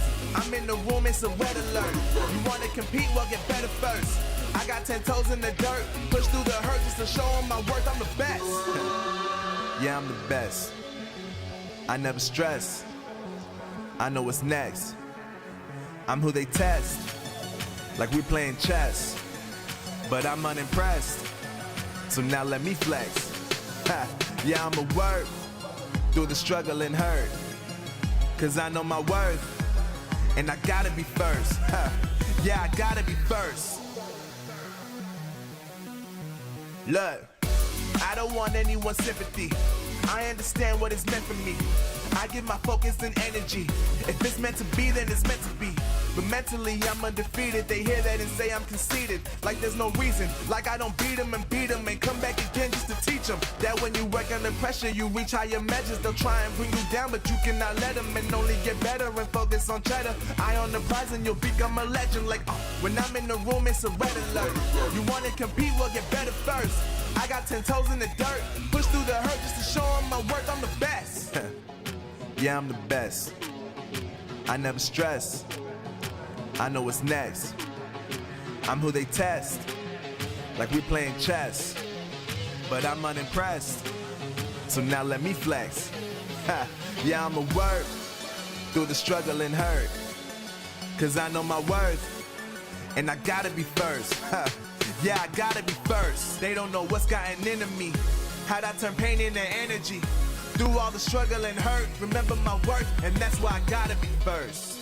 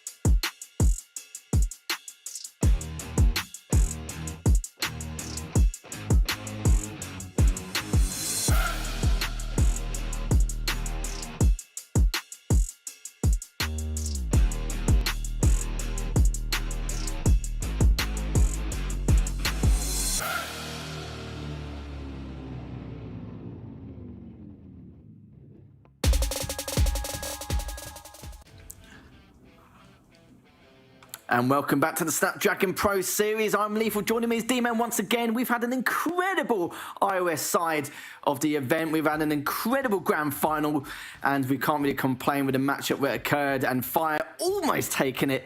But sadly for him, crucial area from both players, but he ended up coming second. But, you know, not too shabby at all. Commiseration to him. But, of course, at least Future Flash is going to be the champion once again as we move on to the Android side, where we're sure it's going to be just as spicy, I feel like, D-Man. Yeah, absolutely. It's got a lot to live up to. There's no doubt about it. We thought when we looked at the two brackets that this is probably the closer, the Android side. Of course, barring obviously Sukti's dominance 2 months ago in Barcelona. But overall, you know, if you to look back across the history, you know, you got Sukti in there, Jägermeister. These guys have sort of taken races off each other constantly for the last few years. So it's really up in the air. And then you got the likes of obviously Big 71 coming through and throwing down, I think it's safe to say, at Barcelona. So, you know, putting himself out there. I think we've got a good bracket here. I think we have. I always feel like with the Android side, there's always one player who makes it through either we haven't heard of or we haven't seen in quite a long time. But we recognise all of these faces. But before we go into it, just to give you guys a bit of a quick context on how they actually proceeded to make it into qualifying for this event. And as you can see, there was 2 sets of time trials where it's come first in second on either of the 2. And this is where they end up today. 4 players left remaining, and it will be a double elimination bracket best of 3, with the grand finals being a best of 5. If you come from the upper bracket, you have that 1 track advantage. You come from the lower bracket, then a little bit more of a tall order. But when you get players like Fire, as you saw there, he's able to almost bring it back, but sadly it wasn't to be. But it's nice to see again, you know, not a single elimination bracket like it was at previous events. And now we do have the prize pool, and we've got a nice chunk of change for all these players. So at least none of them will not be going home empty-handed, even though they're playing from home anyway. But look at that, though. $1,200 for first. Not too shabby for a full day's work here. And the question is, who's going to come out on top? We have absolutely no idea. As at previous events, it was the Jägermeister show throughout some of these tournaments. And now there's been a spanner in the works with Suchti. And now, of course, David's now back into it, as well as the big 71 as well from RPM here. So honestly, this should be a spectacular way to kick things off on the Android side, as you can see these very, very close qualifying times. Look at that. Yeah, I mean, we were talking about 2/10 in the iOS side. It's 2,000th of a second that separated Suchti and Jägermeister. And this is what we were talking about. You know, like when you look at this bracket, you think, yeah, this is going to be close, and that's why. That is going to be so close. Even if you to look at Big 71 and David there, I mean, that's only a 10th of a second as well there between the 2. Yeah, sure, it looks big because his number. It's not. It's just a 10th of a second, so which is absolutely nothing. But when you're talking 2,000th of a second separating them, obviously on Caribbean Island is a track that they've played for years. Definitely going to be an interesting one. It does, of course, mean that Suchti coming into this one as the number 1 seed means they're obviously separated. And Jägermeister, I would say that's a tough first race for him. It really is indeed. The big 71, you cannot underestimate him at all. He does. It's a little bit fishy at times, like a lot of tricks he can pull out the bag, and again, he's kind of a little bit like your Fire, where he can execute them extremely well. So in terms of playing safely, yeah, that's not going to be on the cards, I'm sure, in that second semi-final. But it could set up a rematch between Suchti and Jägermeister later on in the bracket if it gets to far into the winners' final. So as you can see, Suchti and David is going to be picking up next in the first semi-final, with Jägermeister versus the big 71 coming up straight afterwards, back to back. But like I said before, going to continue being a double elimination bracket, so these players will have a second chance if anything does occur in their first matchup, which is nice to see, because we know not all players can get out the gate strong like Suchti and Jägermeister normally do. But with Suchti, though, of course, previous champion, won it in dominating fashion against a player who's a formidable opponent on the Android side. But start things off, though, we're going with David, who is no stranger to the Android side, of course. No, absolutely, yeah. Suchti coming into this one. It is Osaka once again. We've reset the map pool. We are back to the beginning.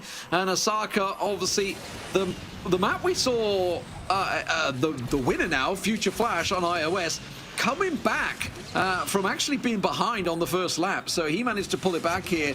Suchti, though, of course, holding a strong lead. There are areas on this track where you can make unforced errors. Obviously, the corner being one that's just coming up in a few moments is a big part of where you can make some ground. Yes, obviously there's a lot of bollards in the way, but I don't expect drivers of this caliber to be collecting on those. It's more about where you can hit the right apexes. Can you hit the boost? Can you hit the nitro? Can you ride the rails if you really want to risk it and get that little extra boost? Nobody wanted to risk it there. Absolutely not. And I don't know if I would either, really, considering the circumstances, as David got some really nice 360s there to gain a little bit more nitro for himself. But the problem is, Suchti is just running away with it. It's had some incredibly clean lines. Good nitro management overall as well, as David just using that double nitro from that last jump, and now going to continue forward with the shockwave around this next bend as we're now into the second lap. And Suchti's just such a mechanically gifted driver, just able to increase his lead by so much more. You kind of feel like David must have made a fatal error somewhere, as Suchti's so far ahead. Yeah, it is. At this stage, it feels like Suchti's just basically in time attack mode. He's The mind has gone out of like head-to-head. He doesn't need to worry. Just reset your mind, get your effectively your pole position laps, which is basically what got him here in the first place as the fastest driver, the #1 seed.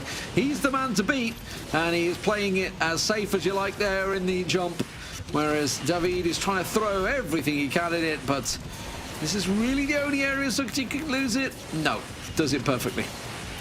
Yeah, it's not in his character to make these kind of fatal errors, but he is known in his character for such flawless gameplay here, as it is going to be Sukti taking the first victory here in this series in dominating fashion, as David now may have to think about playing a little bit dirty from the get-go. Well, I mean, we're going on to Shanghai Pudong Rise, so it's if you fall behind, it's going to be very hard to come back. There's no doubt about it. It's a big old track, so really hard to catch up if you fall behind. As I say, these two first tracks, especially Osaka and Shanghai, the chance to come back are very limited. I think is best to say. I mean, we saw it; it's possible from Future Flash. We saw it's absolutely possible, but you have to stay within reach of your opponent to start with, and that's unfortunately where the difference was. Sukti just too strong. Certainly was, and it's just a flawless driver overall. Good lines, good nitro management, had everything he required, won every jump almost perfectly.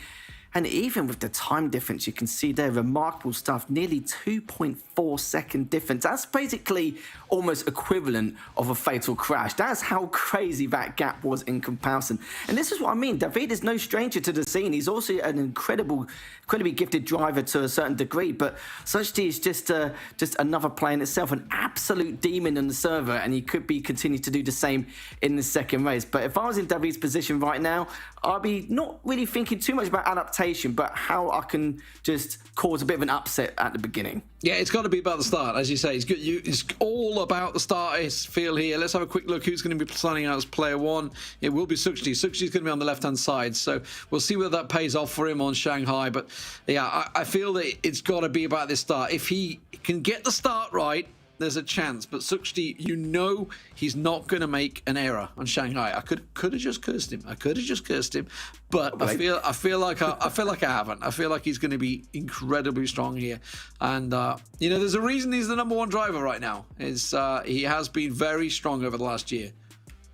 And Jägermeister's going to be watching this, knowing that it's going to be a long road ahead of him, because no matter what happens, he's going to have to try and defeat him twice if he does match up against him later on. That's if, of course, Sukti does make it to the winners' finals, and if Jägermeister does it himself, because he's got a tall order ahead of him as well. But this has been looking very good for Sukti. It's been very impressive how he's been performing. Looks like it's been no different in his character compared to what we saw at the previous tournament, with his dominating attitude and confidence around all of his tracks, and his loyalty behind it as well. But let's see, going into the second track now, let's see what David can do in comparison to the first one here. Of course, David's going to have that inside lane, so we'll have that tiny advantage here. But let's see what Sukti's going to do to overtake this.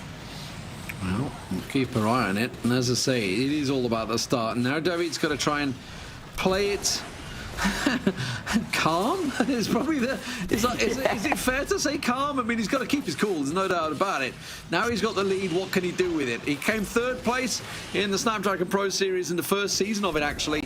Obviously, Sukti went on to do very well and reached the final in that one. Jägermeister actually won that season 1. Season 2, of course, went to Sukti. So definitely has it in him, and right now I feel he's got the inside track Sukti here, and there we go. Into the distance he goes, and David, just the smallest of errors like that could well cost him. David didn't really knock Sukti out the way earlier too much to affect his speed, momentum going forward, but for David though, that huge knock earlier on could cost him dearly here. He's at least 2 seconds behind now.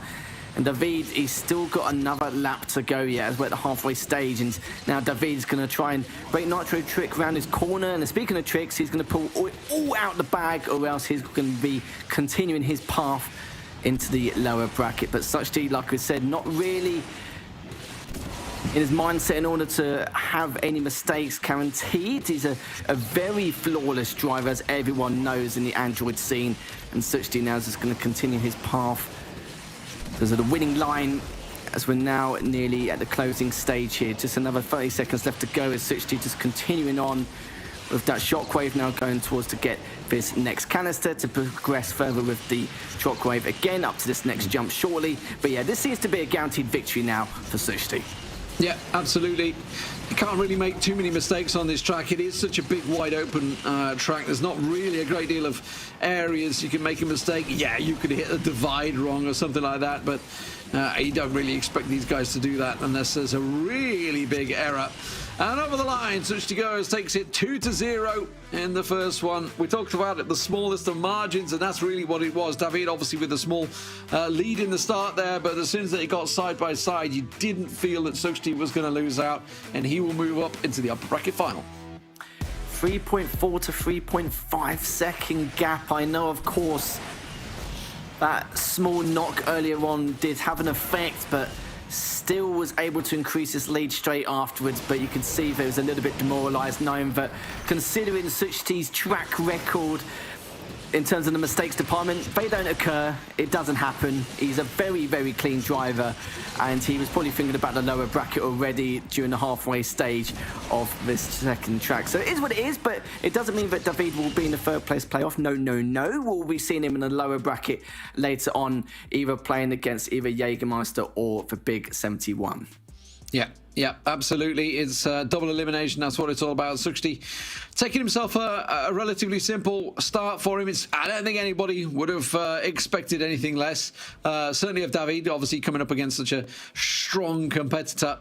It's a case of what he can do in that lower bracket. So it does move us on to the next semi-final, of course, which is Jägermeister. We should point out, in terms of time attack qualifications, Jägermeister was 0.02 of a second behind Suchti. He is also very, very quick, but he's up against RPM, the Big 71. It's going to be a tough one.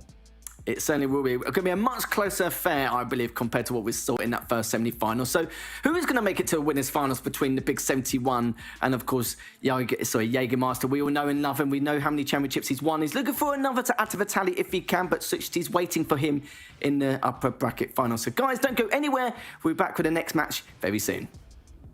The Snapdragon Pro Series, powered by Samsung Galaxy, is brought to you by Snapdragon Elite Gaming, Samsung Galaxy S23 Ultra, Monster Energy, and DHL.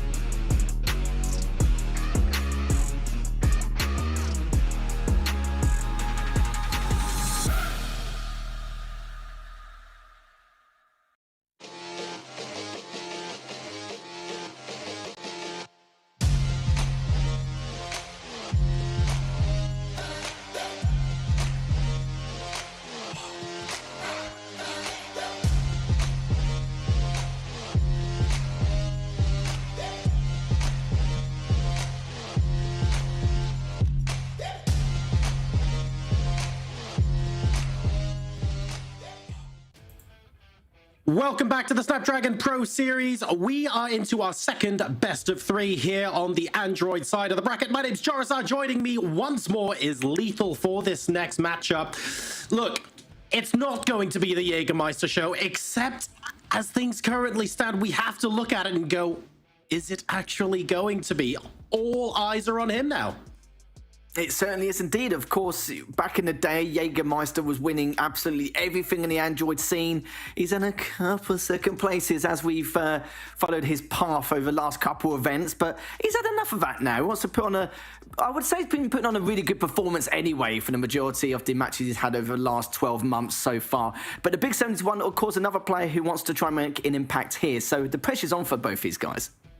It very much is. Big 71 making himself known in a big way, no pun intended, over the course of the last, maybe half a year or so.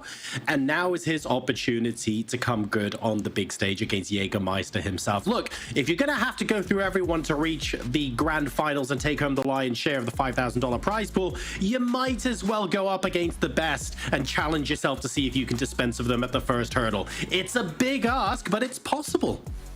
I always say that if you feel like you're the weaker player in the matchup or inexperienced to a certain degree, you have to tackle these high-end opponents from the get-go, from the very first match, because we know they're always trying to ease the matchup just like anyone else. So it's extremely important for them to do it now rather than have to suffer the consequences with that huge losers bracket run, which of course no one wants to do in the lower bracket side. But of course, same tracks as always in the winners semis, and we're going to see what's going to occur and see who's going to dictate the pace from the very beginning of this series here, John. And already the Big 71 get that nice little early lead here. And here we go. Big 71 versus a Jägermeister now. Big 71 with a decent initial lead. Nothing to write home about, but always nice to force your opponent to do a lot of the legwork. Now the question I have is, how's Jägermeister under pressure? Is he any different to how we saw him last year? How's he going to handle this? Yeah, that's going to be a question. It's going to be answered shortly, I'm sure. Both using that break nitro to now use the shockwave around this next bend.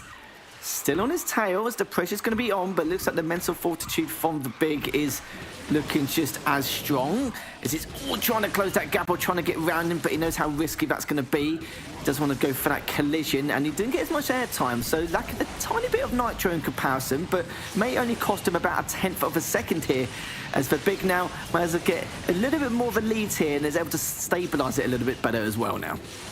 A couple more rolls off the jump there for Jägermeister as he continues to pursue, about 1/3 of a second behind now to Big 71 as we move into the second half of this initial race. And you know what? I was expecting high drama, a lot of action, a lot of expectation on both the shoulders of these drivers, and things have been pretty smooth so far, if I'm honest.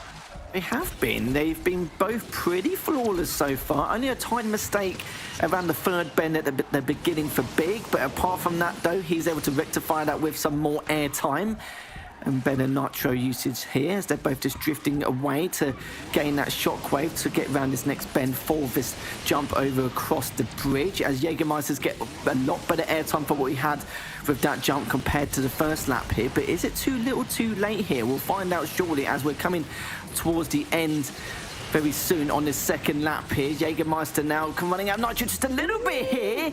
And in the end, though, I got a little bit worried him because I wasn't too sure how close he was to finishing. But yeah, it does mean that 0.6 of a second goes out for Big 71. And that was a great way to kick things off. And now Jägermeister is heavily under pressure and could be seen into his future into the lower bracket.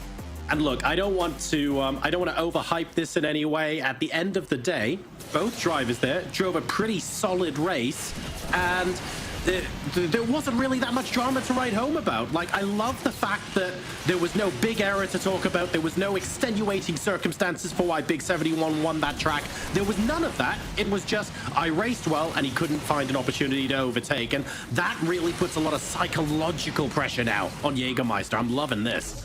It certainly does. Crisp performance from both these players.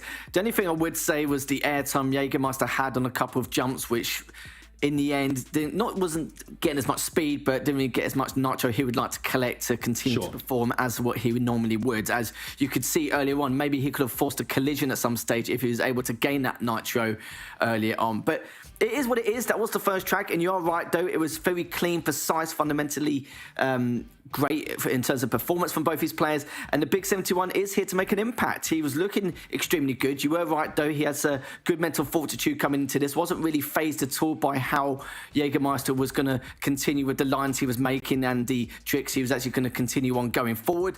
But this is make or break now. This could be Jägermeister's last track, then going into potentially the lower bracket, which is something I never would have even considered an option or anticipated if this was 12 months ago. Well, look, right?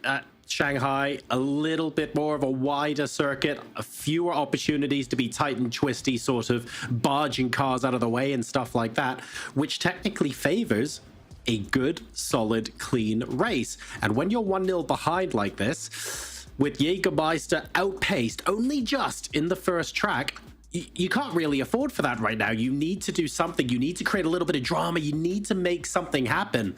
I just feel like Shanghai is not the best place for him to try and do that. We'll have to see, because of course the Big is going to get that inside lane, so he's going to have the early lead to dictate the pace in the tempo. Not as much airtime, but got a bit of speed there anyway, as he's using the 360 now to get a little bit more nitro, and he's got the perfect, both neck and neck are next to each other, as there's going to be a knockdown, as Jägermeister is going to be able to take the lead comfortably by at least 2.5 seconds, and the Big 71 has a mammoth climb in order to try and bring this back. That looked really, really close going onto that ramp, neck and neck. Jägermeister just managing by a split second. And that timing is really all that mattered. Managing to wreck him, and as a result, he's got a lead now that basically can't be given up unless Jägermeister makes a fairly major mistake. And exactly as you rightly mentioned as well, it's quite difficult to make a mistake. The only time you will see these fatal errors is due to maybe like a collision, as we've already witnessed. Is both players were looking to play no fear, quite greedy over that previous jump. Sadly, the Big wasn't really the one to actually come out on top in that little scuffle. And Jägermeister should technically take this comfortably, considering the lead he has. Even if he does get a fatal somewhere around the track, he should have about a half a second lead anyway, as the Big now is just taking his time in this moment, probably just soaking it in, realizing that he's only got one more chance to try and move himself into the upper bracket final. But for Jägermeister though, this is huge for him. A lot of leeway and momentum will be in his favor going into the next track. Now, looking back to the moment where the Big got wrecked, was there anything he could have done differently to try and come out on top in that scuffle, or was it kind of always going to end that way? Do we need to see a replay of that to know more? I would probably say it would have ended that way anyway. Maybe he could have used his nitro a little bit later, and that way would have avoided that collision. But these things do happen. It's very hard to predict as well. You don't know if your opponent's going to let you just drive on side by side, or if they are going to go for the collision. But the problem is Jägermeister wasn't near the wall at all. Actually, the Big was on the wall side, so he knew that Jägermeister was probably going to take that risk and take that advantage. I think anyone would at this stage. You know what, actually, John, I probably would as well, as the Big does cross the finish line, as we'll be heading into track number 3. Okay, well, we were talking about creating a little bit of drama, and we were saying how actually Shanghai might not be the best place to do that. I don't think I've been happier to be cast accursed at any point today, but Jägermeister in dramatic fashion pulling this back to a 1-all. Yeah, I'm sure we're going to see this momentarily anyway. It was quite soon off after that initial jump on the track, and you can see there he pushed him straight onto it with the perfect nitro as well, so he was able to guarantee himself that fatal onto the Big. So good patience there coming out from Jägermeister, and he knew that it was basically asking him and daring him to do it. There was no reason why he should not. And yeah, good stuff from Jägermeister for taking that risk. Of course, it was make or break, or else he'll be going into the lower bracket otherwise. And as a result, we are setting ourselves up for a decider between the two. Now, we saw Jägermeister perform very calmly under pressure and take advantage of the situation that he was offered in track number 2. But initially, we have to say, when there wasn't any sort of drama involved, the Big just seemed to have a little bit of a speed advantage as well, making it very difficult for us to call track number 3. Yeah, it's anyone's guess at this point, because the Big is such a great driver. I've not seen any weaknesses where he sacrificed a lot of temps here and there in terms of his performance with his lines or anything like that. He's just a very strong driver overall. And I think whoever is going to go into this lower bracket is going to give David a very tough time as well and a tough ride. So this is where it's going to be a few question marks. And David's probably thinking, right, okay, it looks like it's not going to be as easy to go for this lower bracket either, because I've got to go up against 3 juggernauts just to even potentially win this entire thing. But as you mentioned before, we need to go through everyone at some stage. For David, it's going to be tough, but whoever's going to lose out on this one is going to make life a living hell for them as well. As we now start things off on this third track, is you can see the big does have the advantage in terms of this the left-hand jump, but looks like they're going to go for the right-hand one anyway. So nice little early lead for him, and good jump coming out from these two as they're now going to use that shockwave. Also the wall ride, you can see as well, Jägermeister actually wall ride a little bit earlier, so we'll gain a little bit more nitro compared to the big. This will be really interesting to see if he can maintain this lead. The big at the moment holding about a quarter of a second out on Jägermeister, taking the same routes and doing their best to keep on top of each other. Jägermeister at the moment tracking well. And we'll see where his opportunity will come potentially to overtake. It's obviously make or break here for both of these drivers, and at stake is an upper bracket final.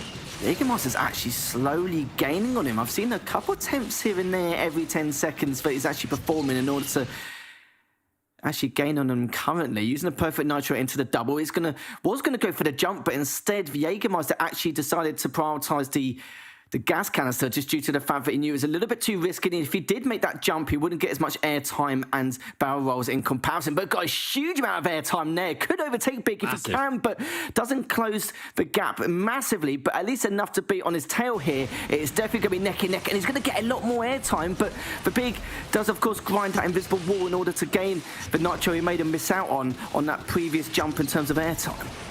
And that was big as well, no pun intended again, but that was what, another quarter, another third of a second gained on Jägermeister. The big is just suddenly squeezed out just a little bit more in terms of the gap. Jägermeister running out of time. Certainly is. Using the double nitro for the, of course, the handling around that previous jump. I'm not too sure if he's going to actually be able to do it at this stage. The Big's only got a straight portion of his track after this bend, and he can just not go for the final jump because it's not required. He's so far ahead at this stage, and it looks like the Big is going to be able to take victory. He's going to take winners at semis number 2, and it's going to set ourselves up for a very spicy upper bracket final, as Jägermeister, not many people would have expected, will go into the lower bracket straight away, as he's got a nice long lower bracket run for himself to create that potential Cinderella story. So for Big, looking pretty damn good here, John.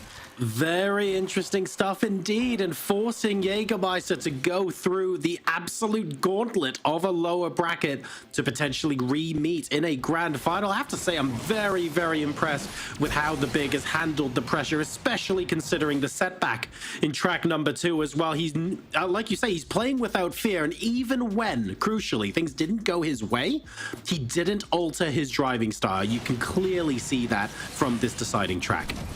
Yeah, the Big did play it quite safe earlier on, which is quite understandable. He felt like his half a second lead, but Jägermeister was gaining on him extremely quickly, a lot more quickly than I anticipated. This track can have its elements, so it is Himalayas. Most of these tracks have a lot of potential to close the gap, but that's when the Big decided to change things up, start to play it unsafe again, which is why he was able to increase his lead, forcing Jägermeister to take more risks.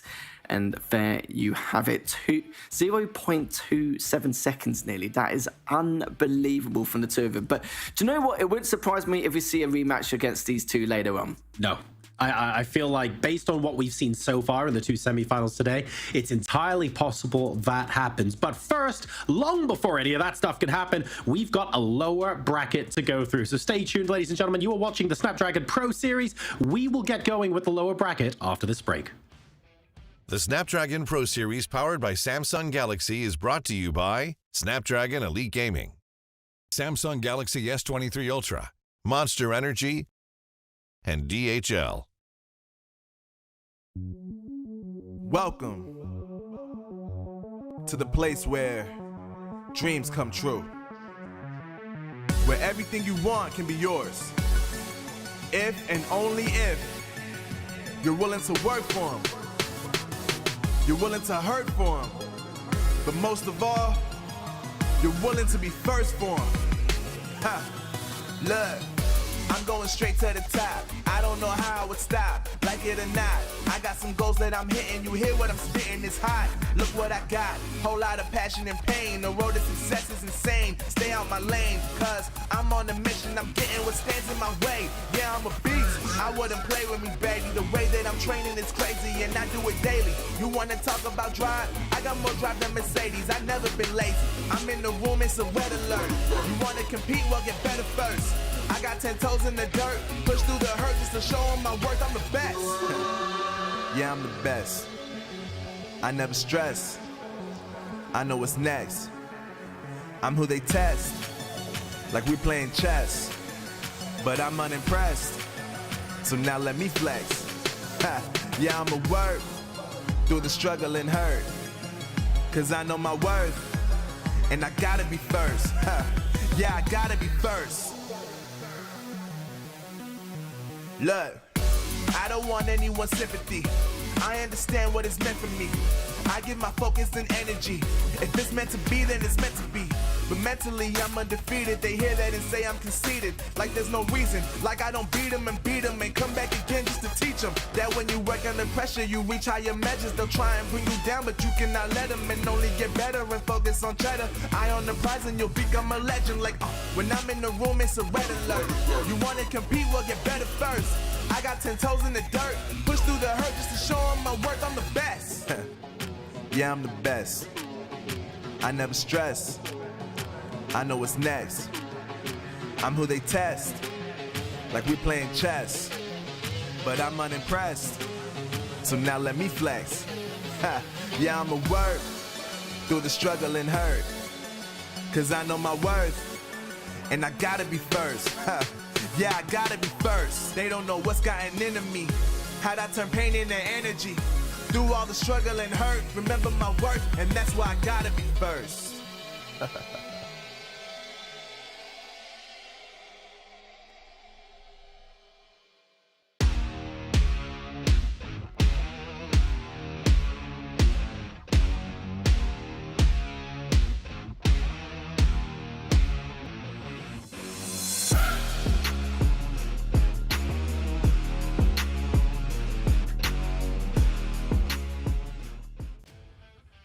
Welcome back, ladies and gentlemen, to the Snapdragon Pro Series. We're into the lower bracket now, where David is going to be taking on Jägermeister. This is going to be a very interesting matchup indeed. Arguably, David versus Goliath based on past results, but we'll wait and see if that holds true. Lethal, what do you make of this?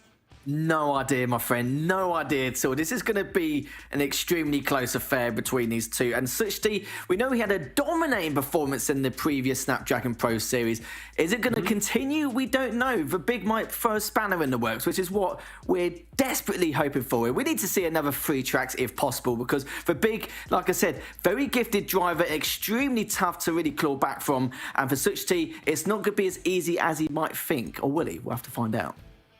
We're not 100% sure who is going to be coming out on top here. And then every single matchup is just... It's going to be a little bit weird, isn't it? Because Jägermeister knocked down to the lower bracket. Suchti has had incredible performances before. But at the same time, the Big is now... He's asking questions of the established top dogs. He's saying, well, I'm glad you guys have won championships before. I'm glad people are used to you guys being in the grand finals. But...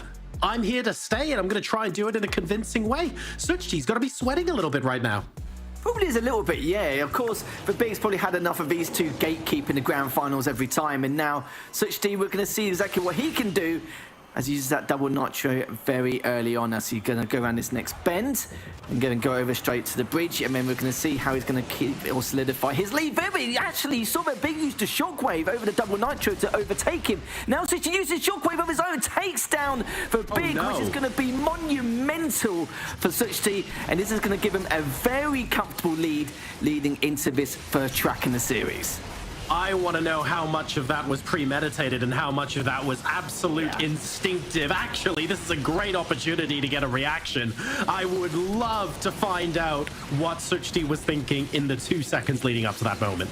you can see that Suchti just had to improvise straight away. He still had the shockwave available because at the time he was just using a double nitro, still had some nitro left in his tank, which meant that he could have saved up and then overtook straight afterwards. I like that from Big. I like how he took that risk and just tried to make something of it to get a nice early lead. But in the end, Suchti was actually ready for it. It's just incredible stuff here. But now the Big has got a huge clawback from now to try and close this gap. We're already into the second lap, and we have to expect a fatal error from Suchti in order for Big to have any chance to take this first track in the upper bracket final. Completely agreed. There's very little way back here, and I feel like the story here is really, all right, the Big, you have incredible pace if we're not racing, but you have to acknowledge there's another car on track as well, and I stay calm in these important situations where I know I can plan ahead and make sure I can ruin your race. That's got to be the message being sent here by Suchti, saying this game and this championship is not just about how quick you can be over 2 laps. It's about how well you adapt to what your opponent does. And Suchti arguably showing his experience there. Yeah, you saw the Big had a game plan, and Suchti improvised extremely well in terms of his retaliation. Such earlier on, which is just incredible stuff here, because anything could have gone. You only get one split-second opportunity to make that happen, and he did. And Suchti will take the first track win in this upper bracket grand final, but nowhere near over yet. Just 2.5 seconds apart between the two. And 2.5 seconds considering there was a fatal there. You know, it's not bad. But at the end of the day, of course, when you're that far out in front, Suchti could afford to take fewer risks and just sort of coast to the finish line as you will. And that's a 1-0 advantage in a best of 3. No laughing matter. And he's got 1 foot into the grand finals now. Look how close he was as well. He shockwave literally barely over him when he used that double nitro. Ooh. And of course, the Big didn't have any nitro left, so Suchti was just like, fantastic, see you later. I'm going to force the fatal collision, and I'm just going to continue off and take track 1 like it's my day job. Beautifully timed there, and really well positioned. I think as soon as he spotted the opportunity, he realized he had to line it up, saw that his opponent didn't have the nitro left, and went, if I time this perfectly. And that's exactly what he did. So Suchti now 1-0 up in this best of 3. And of course, having 1 foot in the grand finals means that hopefully, if he gets through, it's a minimum of a $700 payday. So a lot riding on this next race.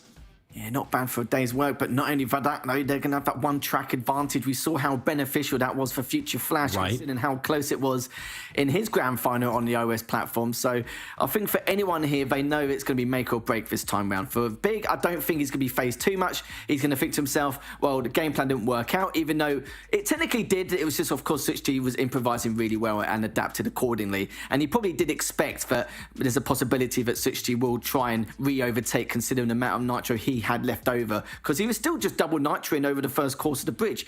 Going to the second track, though, we're going to see if it's going to be as clean as it previously was. What it does mean is the fact that Suchti can force an error or play greedy or force a collision if he wants to, and if it fails, he'll go to the third track. That's fine, but the problem is for Big, he doesn't have that luxury anymore.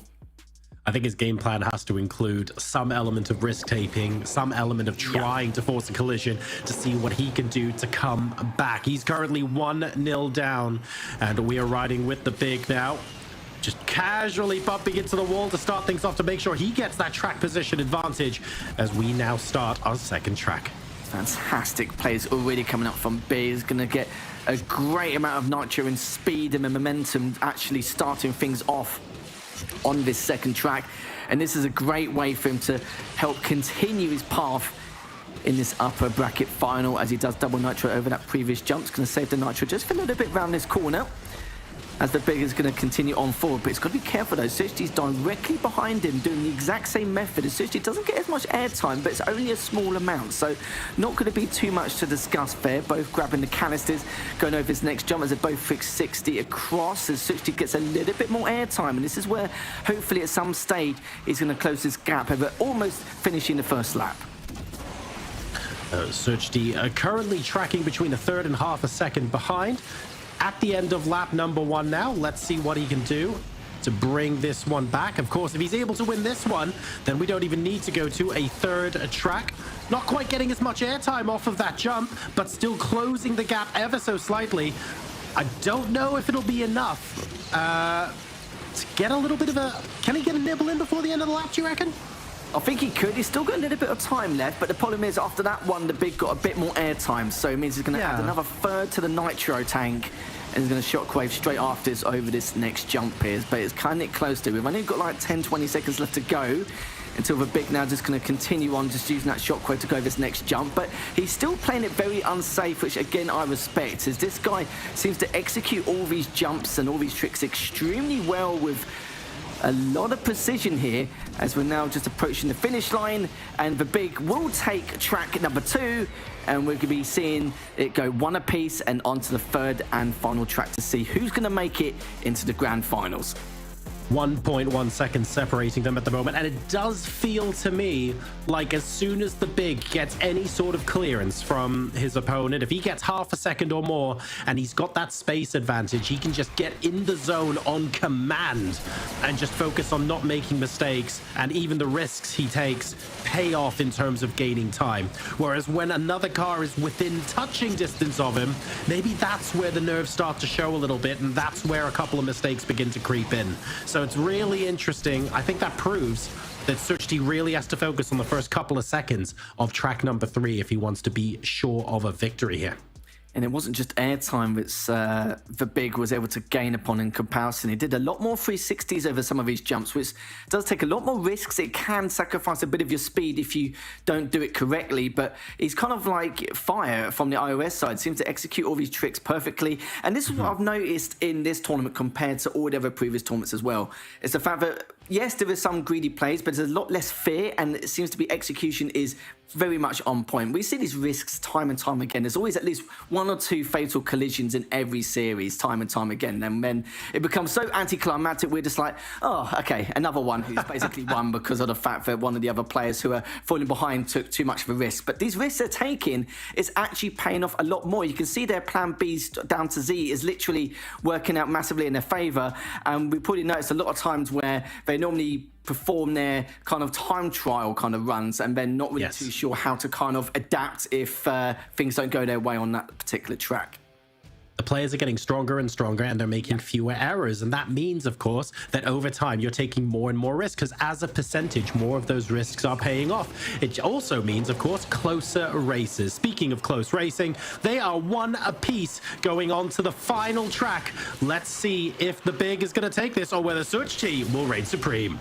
Ooh, a little collision there from Suchti, but the big did drift a little bit himself just to gain a slight amount of nitro, using that brake nitro trick to help himself get a bit more nitro in terms of leeway. Good wall ride with the railing as well, just to keep up not just with Suchti, but of course with the nitro management as well, as they're both going underneath here, using that perfect nitro. They're going to delay it a little bit, is using the double nitro for that handling around that previous bend here. Good jump again, has to close the gap only by 1/10 of a second so far. 360s coming up from Suchti, which means he's got a lot more nitro to handle with compared to what the big has, and should be able to stop him from closing the gap as much.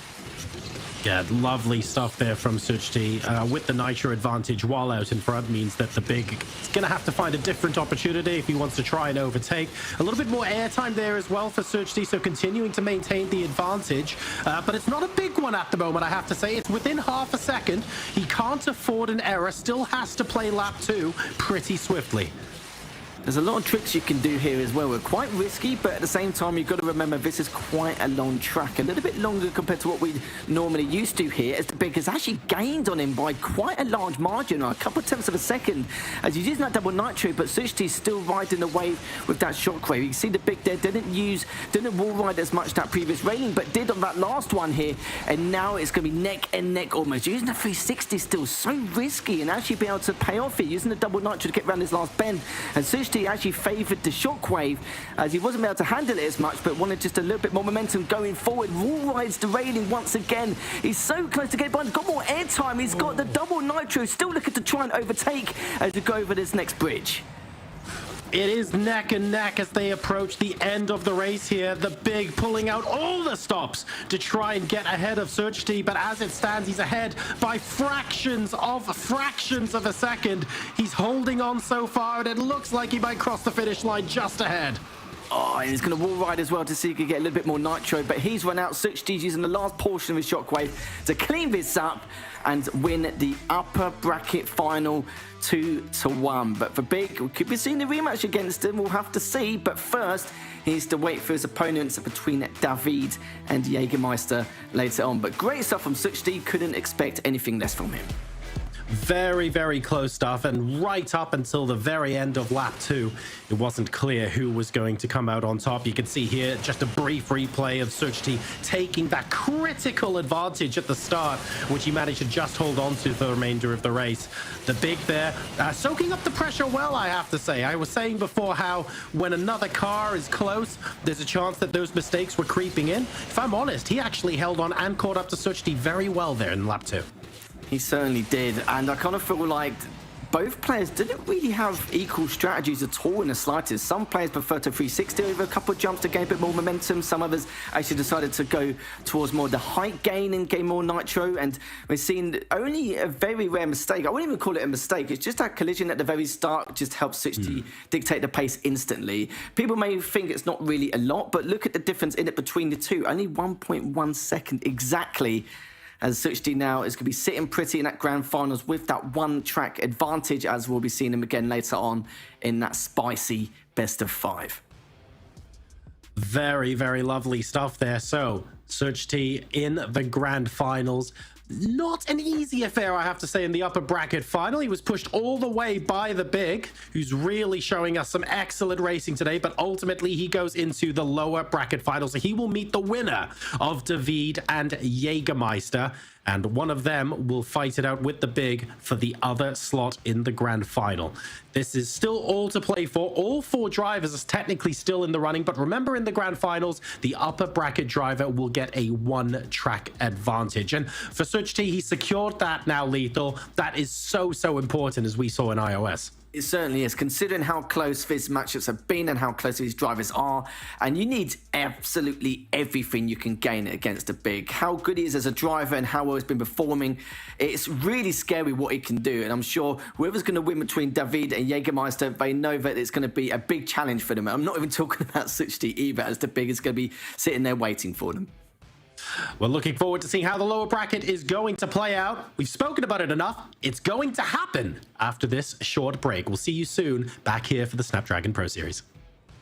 The Snapdragon Pro Series, powered by Samsung Galaxy, is brought to you by Snapdragon Elite Gaming, Samsung Galaxy S23 Ultra, Monster Energy, and DHL. Welcome to the place where dreams come true, where everything you want can be yours, if and only if you're willing to work for them, you're willing to hurt for them, but most of all, you're willing to be first for them. Ha! Look, I'm going straight to the top. I don't know how it would stop, like it or not. I got some goals that I'm hitting. You hear what I'm spitting? It's hot. Look what I got. Whole lot of passion and pain. The road to success is insane. Stay out my lane, cause I'm on a mission. I'm getting what stands in my way. Yeah, I'm a beast. I wouldn't play with me, baby. The way that I'm training is crazy, and I do it daily. You wanna talk about drive? I got more drive than Mercedes. I've never been lazy. I'm in the room, it's a red alert. You wanna compete? Well, get better first. I got 10 toes in the dirt, push through the hurt just to show them my worth. I'm the best. Yeah, I'm the best. I never stress. I know what's next. I'm who they test, like we playing chess. But I'm unimpressed, so now let me flex. Ha. Yeah, I'm a work through the struggle and hurt, cause I know my worth, and I gotta be first. Ha. Yeah, I gotta be first. Look, I don't want anyone's sympathy. I understand what it's meant for me. I give my focus and energy. If it's meant to be, then it's meant to be.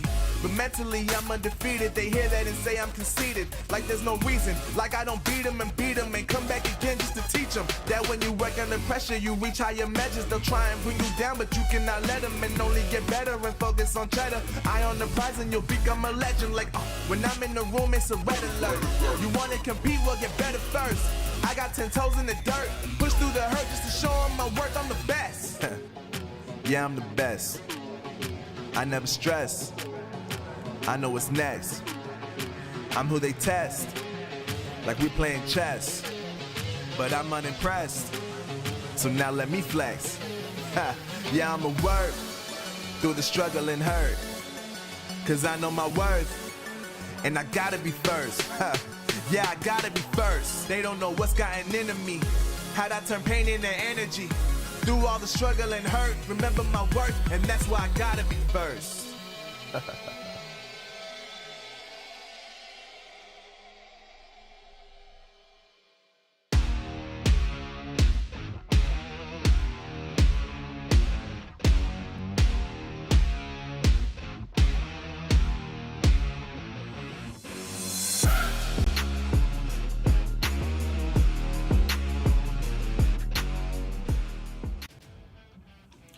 Welcome back, ladies and gentlemen. It is the Snapdragon Pro Series for Asphalt 9.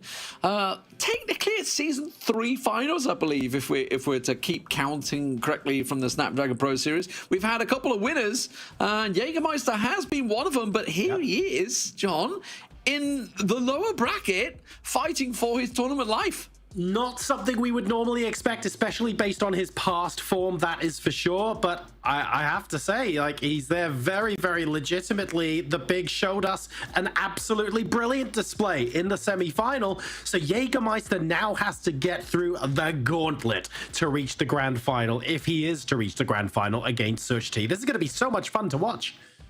Yeah, absolutely. We saw Alex try and do the same thing in the iOS side. Sorry for spoilers, but if you missed it earlier on, you missed some cracking fights in the iOS. Obviously, we got the champion for that. Now we're trying to claim the champion here. David, obviously coming into this as... It's unfair to say the rank outsider because he's the 4th best driver to qualify for this tournament of thousands. But... he is the rank outsider because he's up against Jägermeister, obviously the finalist in Barcelona not too long ago.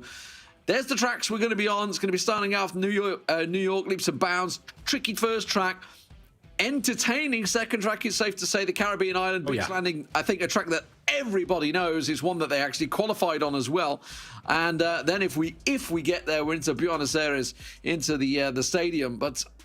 definitely going to be a tough one here for David, I feel. Jägermeister, despite the fact, yes, he did fall to the Big, but Big 71, I think we just saw Big 71 is pretty darn good. He is a legit contender to Such T, and it's possible that we could see Jägermeister once again in a rematch with him. But let's see how this one gets underway. Here we go. Starting things off, David's going to have the inside line, but then he'll be on the outside, and we'll see whether it manages to switch in his favor. Jägermeister takes himself the lead. And we have to remember, David, he should only have one thought on his mind right now. Jägermeister is fallible. I watched him lose a best of 3.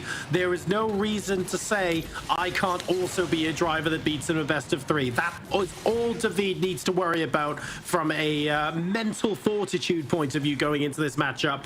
His focus should now be closing that 1/3 of a second gap and finding a way to overtake. He knows it's possible. Jägermeister, on the other hand, this could be his redemption arc all the way through to a grand finals with Such T, but he has a long way to go before he can make that happen. So errors are possible on this track, especially through this bridge section, and then there's the high-low section in just a second where we've seen errors happen before. So it is totally possible. It's going to be the inside line for David, and then obviously that will put him on the outside on the second. It does give him that extra jump.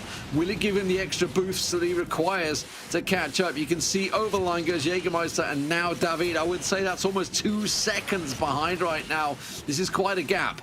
This is beginning to get quite big, and there have been small sort of errors or inefficiencies here and there, but nothing that we would go, oh my god, that was absolutely major. But the lead that Jägermeister is building out now he's stamping authority on this track. There's no other way to put it. Yeah, you can see David trying to ride the rail, trying to ride the barrier, get as much boost as he can, trying to go for the spins. 360 not quite giving him what he wanted. It's about the perfect position. I mean, in terms of like how he's racing, he's not really making errors. It's just the fact is Jägermeister is just better at the moment. And I was talking about amazing caster having curse. The bridge. Yeah, well, I mean, as I say, like the bridge is definitely an area you can have a lot of problems with, and there it was. Oh, and unfortunately, that is it for track number 1. Taking risks, of course, to try and narrow that time deficit, but quite honestly, it was already very large by the point David had actually gotten to the bridge. If we're honest, Jägermeister had that one beforehand. It was very, very impressive. Yeah, absolutely. I mean, once you're at that stage, obviously for David, he's just taking risks. He's got to take risks to try and catch up. It doesn't matter whether you finished a split second behind or whether you finished 20 seconds behind. It doesn't matter. You just got to throw caution to the wind and go for it. Jägermeister, of course, coming out on top, had the luxury of casting and interviewing him many times over the years of Asphalt. Obviously, it's great to see how his career has progressed with the game. Obviously, you know, I remember years back when I first started commentating, he was just this young lad working as a waiter, playing the game on the side. You know, when he got a chance, didn't really have time to practice, and you know, and he managed to qualify through, got lucky, and then suddenly got himself into the finals. And that's where he realized he started to take it a little bit more seriously, because you can win decent money throughout these tournaments. And at the end of the day, once you do that once and you properly put the practice in, look, that was him on very little practice. Let's see what happens when I properly put time into the game. Absolutely possible for it to snowball into a fantastic career-defining couple of first victories. Right now, though, Jägermeister does look like he's outclassing David. Not even a little bit. I'm actually surprised at the margin of victory, because David is an excellent driver, and even though I had Jägermeister down as the favorite to win this, I didn't think it would be that clear, at least not in the first track. No, and the next one's Caribbean Island, which is a track that both of these drivers will have driven God knows how many times, thousands of times, because it's like one of the most common tournament tracks out there. The fact that it was used in the time trial as well sort of stands to that fact. And if we were to look at the qualifying times for these drivers to get here, it was a 107.735 for Jägermeister, just 2/10 no, 2/1000 of a second behind Sukshi on this exact one. Actually, tell a lie, it was peer pressure they qualified on. I will let you off. It was beach landing, but we do have beach landing all the damn time in this tournament. I know that for a fact. I've cast this track so many times, but it is popular. We saw, if you remember, Alex versus Fra on this track, and Alex made that epic comeback on the final lap. So oh my God, comebacks are possible, but you have to be in the right position at the right time to make those choices, those final cuts at the end of the track. Obviously, you have like a 3 or 4. Well, I think it splits to about 5 options if you were to technically take each route to choose from. But the start can be crucial here, and you can see Jägermeister already trying to bully David effectively at the start. There didn't quite work out, but that cut on the inside, that hurt David dearly. Just that smallest of clips. He was trying to, almost got greedy going for the 360 on the just before the jump there, and it's kind of cost him. He is managing to keep in touch with Jägermeister, but that already put him in trouble. Off the start line, David may be thinking he got the better out of the two of them, for Jägermeister to come straight back on that jump. And unfortunately, that means David is currently second best going into the second half of the first lap. But like you say, Lee, still within touching distance, still entirely possible for him to catch this up. It's all about the choices both drivers make towards the end of the lap and whether they can gain any sort of advantage. Right now, though, it looks like they're doing exactly the same thing, which is fine as David was catching up, but the gap isn't exactly narrowing. No, and Jägermeister's hitting the apexes beautifully as well. That's just something I've noticed, which is obviously it always gains you that little bit of time. Cornering can be that's different from what I would say is standard race game, because obviously you got to be thinking ahead for where the jumps are, thinking ahead where the boosts are. So it's not all about taking the perfect apex, but That said, you can also lose a hell of a lot if you don't hit the apex at the right time. So it's very tricky. It's all about track knowledge. And at the moment, Jägermeister is excelling at that. Yeah, I'm looking for opportunities for when David has like a nice nitro advantage where he can sort of gain on Jägermeister here. And then I look over to Jägermeister and it's like, well, actually, his nitro bar is arguably full, even more than David's is. There's just no room at the moment for David to catch up. And maybe that's testament to just how much these drivers have driven this track. It's that much harder for them to produce an unforced error. Yeah, I mean, he has gained a little bit of ground, in fairness, but in comparison to what he requires as we get into this section, he's just not close enough. You know, you could go whichever direction you like, and Jägermeister was always going to come out on top there. So solid drive, solid lower bracket for Jägermeister. He will move on once again to get that revenge match effectively against the big 71 from RPM. Looking forward to seeing what he does there. But yeah, very, very clean from Jägermeister. Extremely quick and showing us why he is so well regarded in Asphalt 9. That was the moment he overtook David after David thought he had muscled Jägermeister away off the start. And it was all really just one-way traffic from here. Yeah, and if you saw just before he hit the jump, he just clipped the inside. Just that slightest bump of a slowdown. And that was it. That was the moment. That was really what cost him. And it is that smallest of details that can cost you. We saw it actually. You know, Flash, obviously, Future Flash did the same thing earlier on today. Not on this track exactly, but earlier on, I think it was Osaka maybe, where he had a slight just tap on the inside, and it cost him that track. It was the first track that he actually lost obviously once he got to the final. But David, you know, great competitor, but unfortunately not strong enough for Jägermeister this time around. The former champion recovering, I think it's safe to say, from his first round blunder. And now let's see if he can get a rematch and take on the big 71, John. A quick and done, that one. A quick and done. We're going to go to a break. And when we come back, we're moving into the lower bracket finals. See you in a few. The Snapdragon Pro Series powered by Samsung Galaxy is brought to you by Snapdragon Elite Gaming, Samsung Galaxy S23 Ultra, Monster Energy, and DHL.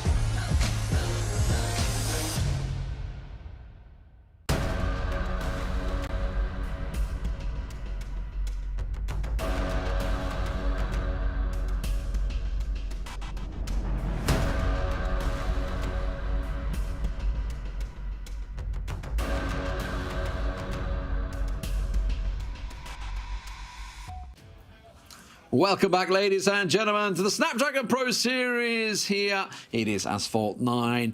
The Season 3 finale is beckoning ever closer, Lethal. But first, we need to decide who is going to be facing off against Sukji. Is it going to be, in this epic rematch once again, the big 71 who took victory in the upper bracket, or will Jägermeister strike back? Will he take that epic long journey from the lower bracket into the finals? And this is a big question, which is going to be answered shortly, I'm sure. And it makes me wonder, like, even during the entire course of the Asphalt 9 season, like over the last 5 years, this is one of the closest Android seasons we've ever had. Like, it's always been normally the same one or two people, but for Big now just doing an incredible job making sure that you're not going to continue letting these two players gatekeep the entirety of the Android circuit. And it's just great to see that some of these players are still making their mark on Asphalt. And even though David fell short, sadly, he's still able to squeeze in the qualifying position. So the only thing David needs to do, work on a little bit in terms of his dueling stance, and then hopefully we'll see him back better and stronger. But congratulations to him at least qualifying anyway and making it 4th place as we head into this lower bracket finals now. And already a little bit of a collision at the very beginning, but Jägermeister's got a huge lead from wrecked him, yeah, absolutely wrecked him. So what a start.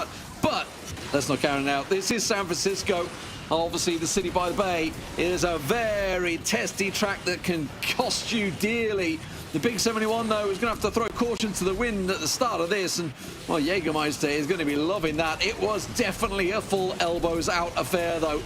So we'll see whether he can keep his cool as we approach what is a very tricky part of the circuit. You can see Jägermeister definitely will get the right spin, goes over, and he is absolutely clean through. Looks like the big 71 is through as well, keeping both on the shockwave boost, keeping fully nitroed up as well.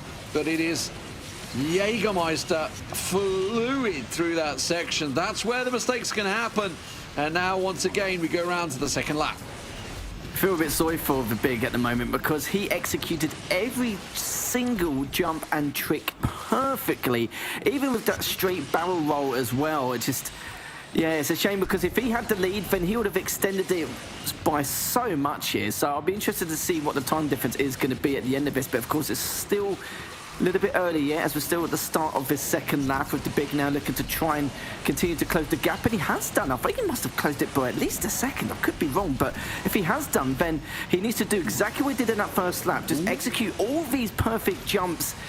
And the barrel rolls off this straight jump. Is he going to go for it? Yes, he does! And he just makes over the jump bridge. But sadly for him, though, it's not going to get the full execution out. And he probably could have closed the gap much, much further than anticipated. And now he's only 3/4 of a second behind. Yeah, and honestly, if he hadn't have just clipped the bridge, the Golden Gate Bridge, that would have been really, really close. He went for it, balls to the wall. The big 71 throwing everything he could at that one to try and get back from that start blunder. But yeah, obviously damage done right at the start there by Jägermeister. You know what? It's competition play. This is, I saw someone in chat talking about, oh, they should be doing it in ghost mode. Absolutely not. Never in a million years. This is proper competition, head to head. That's what it's all about. That's where the skill comes into it. Anybody can do lap after lap after lap of time attack. It takes, it takes skill, but at the end of the day, it can be memorized effectively. Whereas this is competition racing. This is where you have to take that extra level of racecraft into the game as well.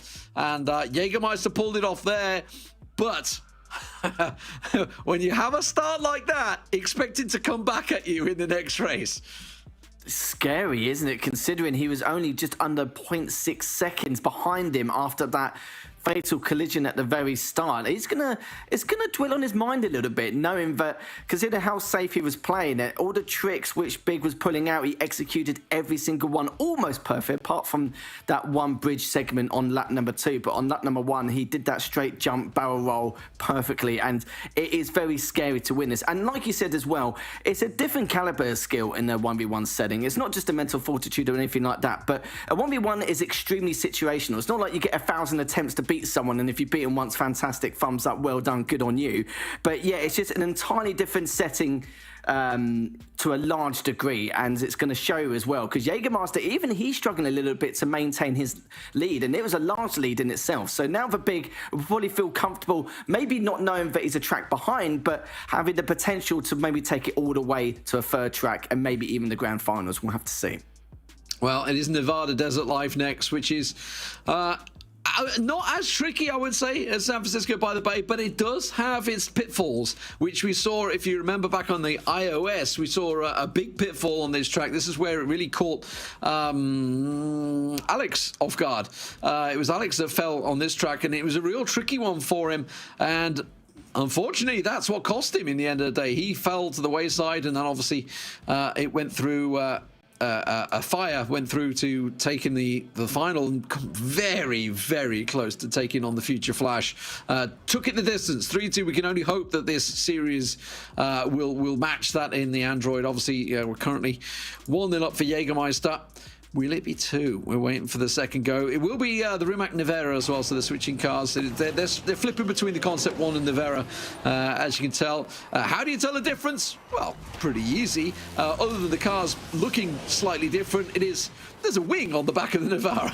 It's quite easy to tell. It's like there's no wing on the back of the Concept 1.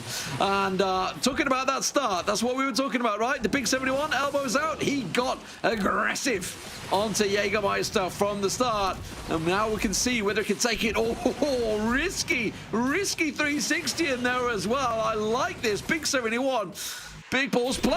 Jägermeister's wrecked. We didn't see what happened, but he's wrecked further back trying to chase. Oh no, he's gone from about a second behind to probably about 3.5, 4 seconds now, bare minimum. So, and this is one of the tracks where there is a few risks you can take here and there, but you've got so much space, you don't really need to worry about it too much. But the Big's just going to do it anyway, because it's just in his nature to continue playing unsafe. And this is why he's such a terrifying opponent. But he knows he could crash once and he'll still have a significant lead. So there's going to be a bit of a doozy one for Jägermeister, as he's already probably thinking about his future. He's probably already thinking about track number 3 going into this, because this is a big ask, as we know that the Big should take this one with ease, and he did have the inside lane at the very beginning. And it's always a coin flip whoever gets that inside lane or that tiny advantage at the start, because it really can make or break certain races here. Jägermeister kind of experienced that a little bit, realised the Big just was way too far ahead because he's playing it so clean and efficiently, and now this is where it's going to cause some issues. So I was a little bit worried about the Big 10 on that previous jump. Yeah, in fairness, obviously talking about the inside line, etc. at the start, I know a lot of players will certainly talk about it, and it's great to see, because I feel like it's been pretty balanced throughout the SBS here, which is great, you know.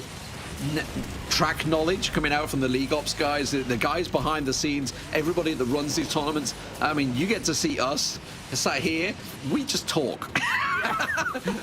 We do the easy part, you know. It's all the people behind the scenes that are obviously running these tournaments, you know, for weeks and months on end, behind the scenes, and obviously to set up the track pool, the map pool, effectively, whatever you want to call it, you know, to balance it out enough that nobody gets a huge advantage either side. Because you could easily, if you don't really know, you could easily say, oh, that guy starts on the left every race and that guy starts on the right every race, and these are the tracks, and there could be all left side bias. But thankfully we've not had that, which I absolutely love to see, and I think that's why we've seen such a great tournament. Obviously this race is a bit different because, you know, well, Jägermeister obviously threw it away at the start, but in terms of balance, I mean, the fact that we've seen so many 2-1s so far is akin to that, as well as the quality of the players, of course. And this being no different, it means we can move on to the US Midwest Canyon launch. I wonder if we actually caught a glimpse of what Jägermeister did at the start here. I wonder if we can see it in the replay, because we didn't see it live, did we?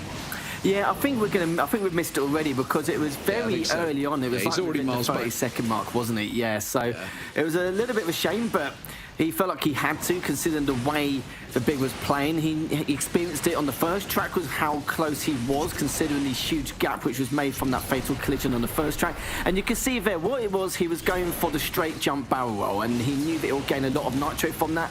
It is a very risky maneuver to take because of that jump straight afterwards. Sometimes if you don't get too much height, you won't be able to get over the bridge onto the road, and you saw exactly that. But in my opinion, it was a risk he had to take. It just didn't go in his favour, which we've seen time and time again. But I wouldn't even say uncharacteristic of Jägermeister, because that's actually quite a difficult one to do in itself. It's not always something which can be easily performed every single time. But it does mean we go to a third track here in this lower bracket final. Winners can obviously face against Suchti, where Suchti does have that one track advantage, sitting there pretty in the grand finals. And honestly, it's going to be anyone's guess. Jägermeister's hopefully going to try and make this a revenge version of his rematch, or the big could do exactly what he did previously in the upper bracket semis. Yeah, make the comeback. This is what he's done before, isn't it? And I feel, you know, if you're to look at the start of both of these races, that's where the battle is really fought. So we've got to keep our eyes peeled on this one. Be ready for when this race gets underway. The US Midwest Canyon launch. Here we go, ladies and gentlemen. Who is going to be in the grand finals? Will it be Jägermeister?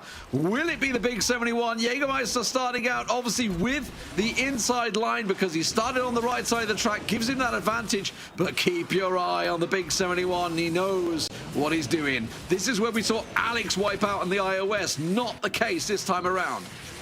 And both of them performing that barrel roll off that straight jump earlier on, not taking every measure if they can. The big didn't get as much height with that previous jump, but still seems to be able to follow suit here with that perfect nitro into the double down the caves.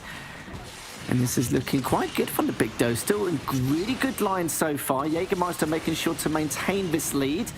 Good jump, good barrel roll as well. The big was a little bit higher, so that could make a difference here. They're both going to shockwave onto the right-hand side portion of the track.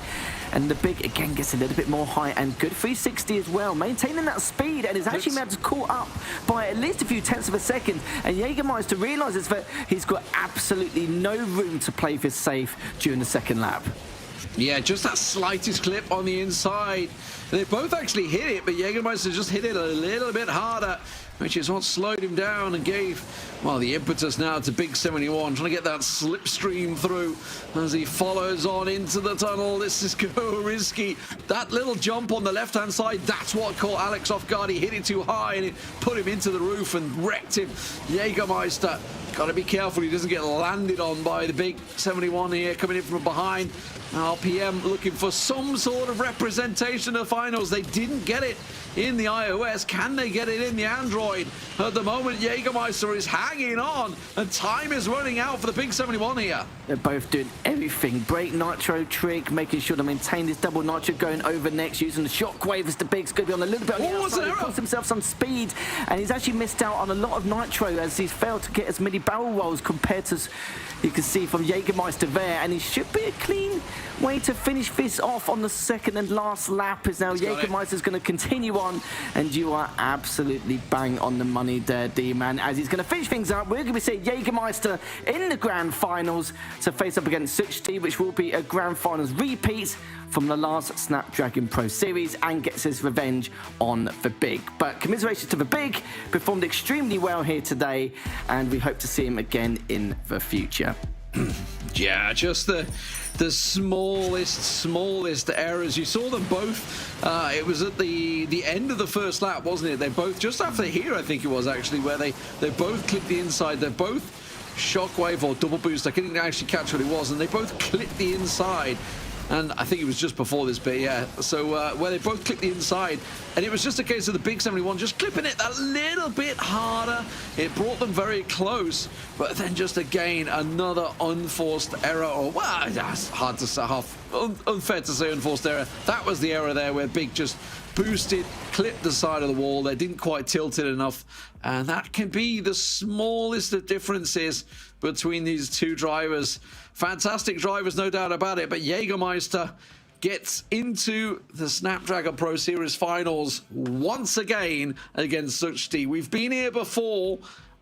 If I'm not mistaken, season 2, it went 3-0. It was a quick one and done job for Suchti last time around.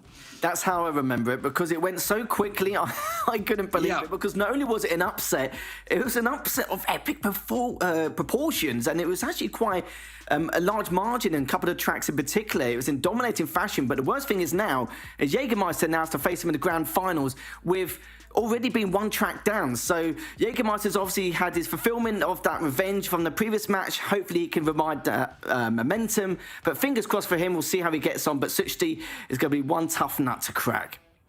Absolutely. The Season 1 champion versus the Season 2 champion. Who's going to be the Season 3 champion? We'll see you in a moment. The Snapdragon Pro Series powered by Samsung Galaxy is brought to you by Snapdragon Elite Gaming, Samsung Galaxy S23 Ultra, Monster Energy, and DHL.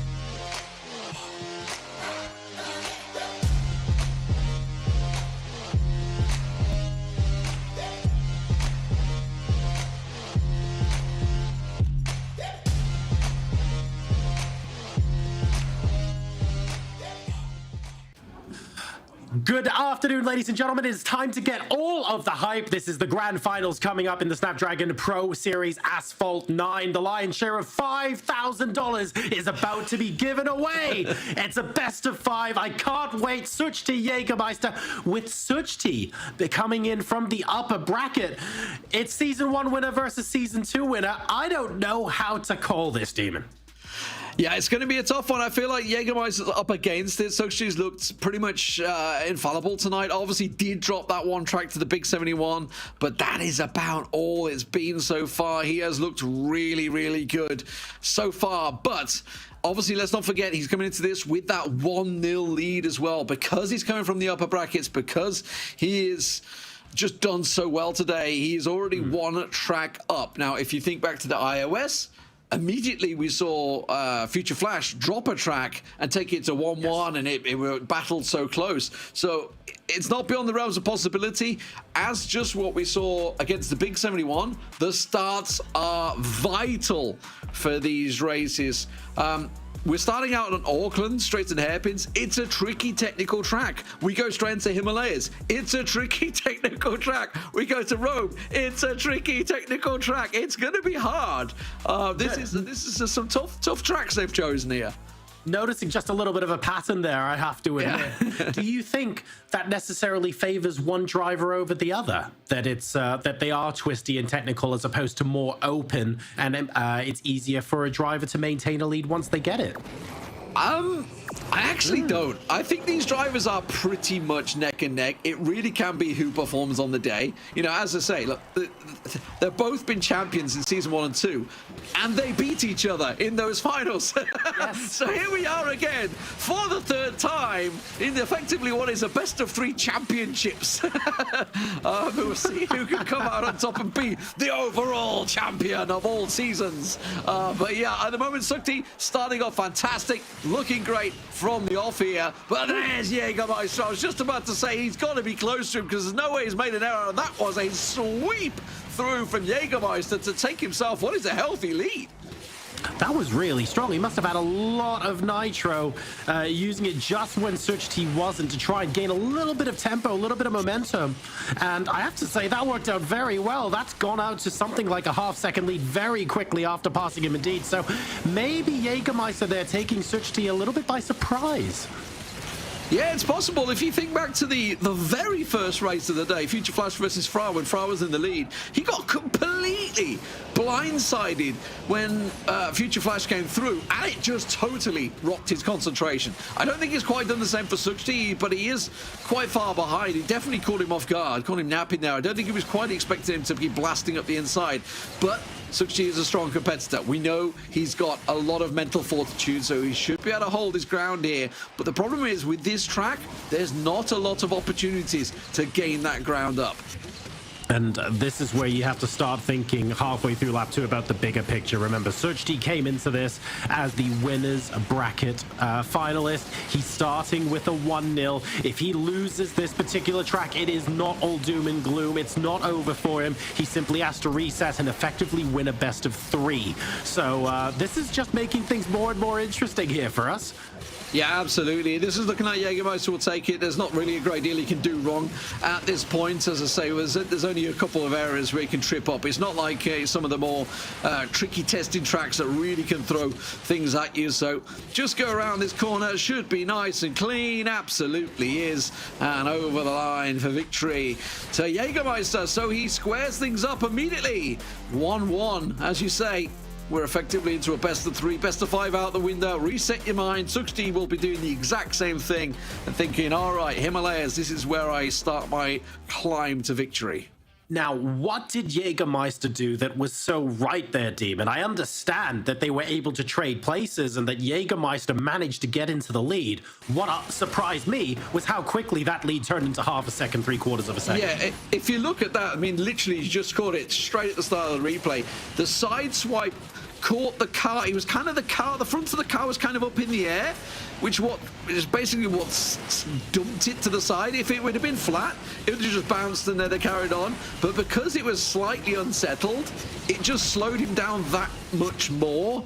I mean, in terms of, like, if you actually watch the finish, I mean, the gap doesn't change. The gap never changes after that. That's the gap. That's where the gap came in. It would have been nice to see Jägermeister's perspective. Obviously, we didn't see. We were looking at Suchti's perspective.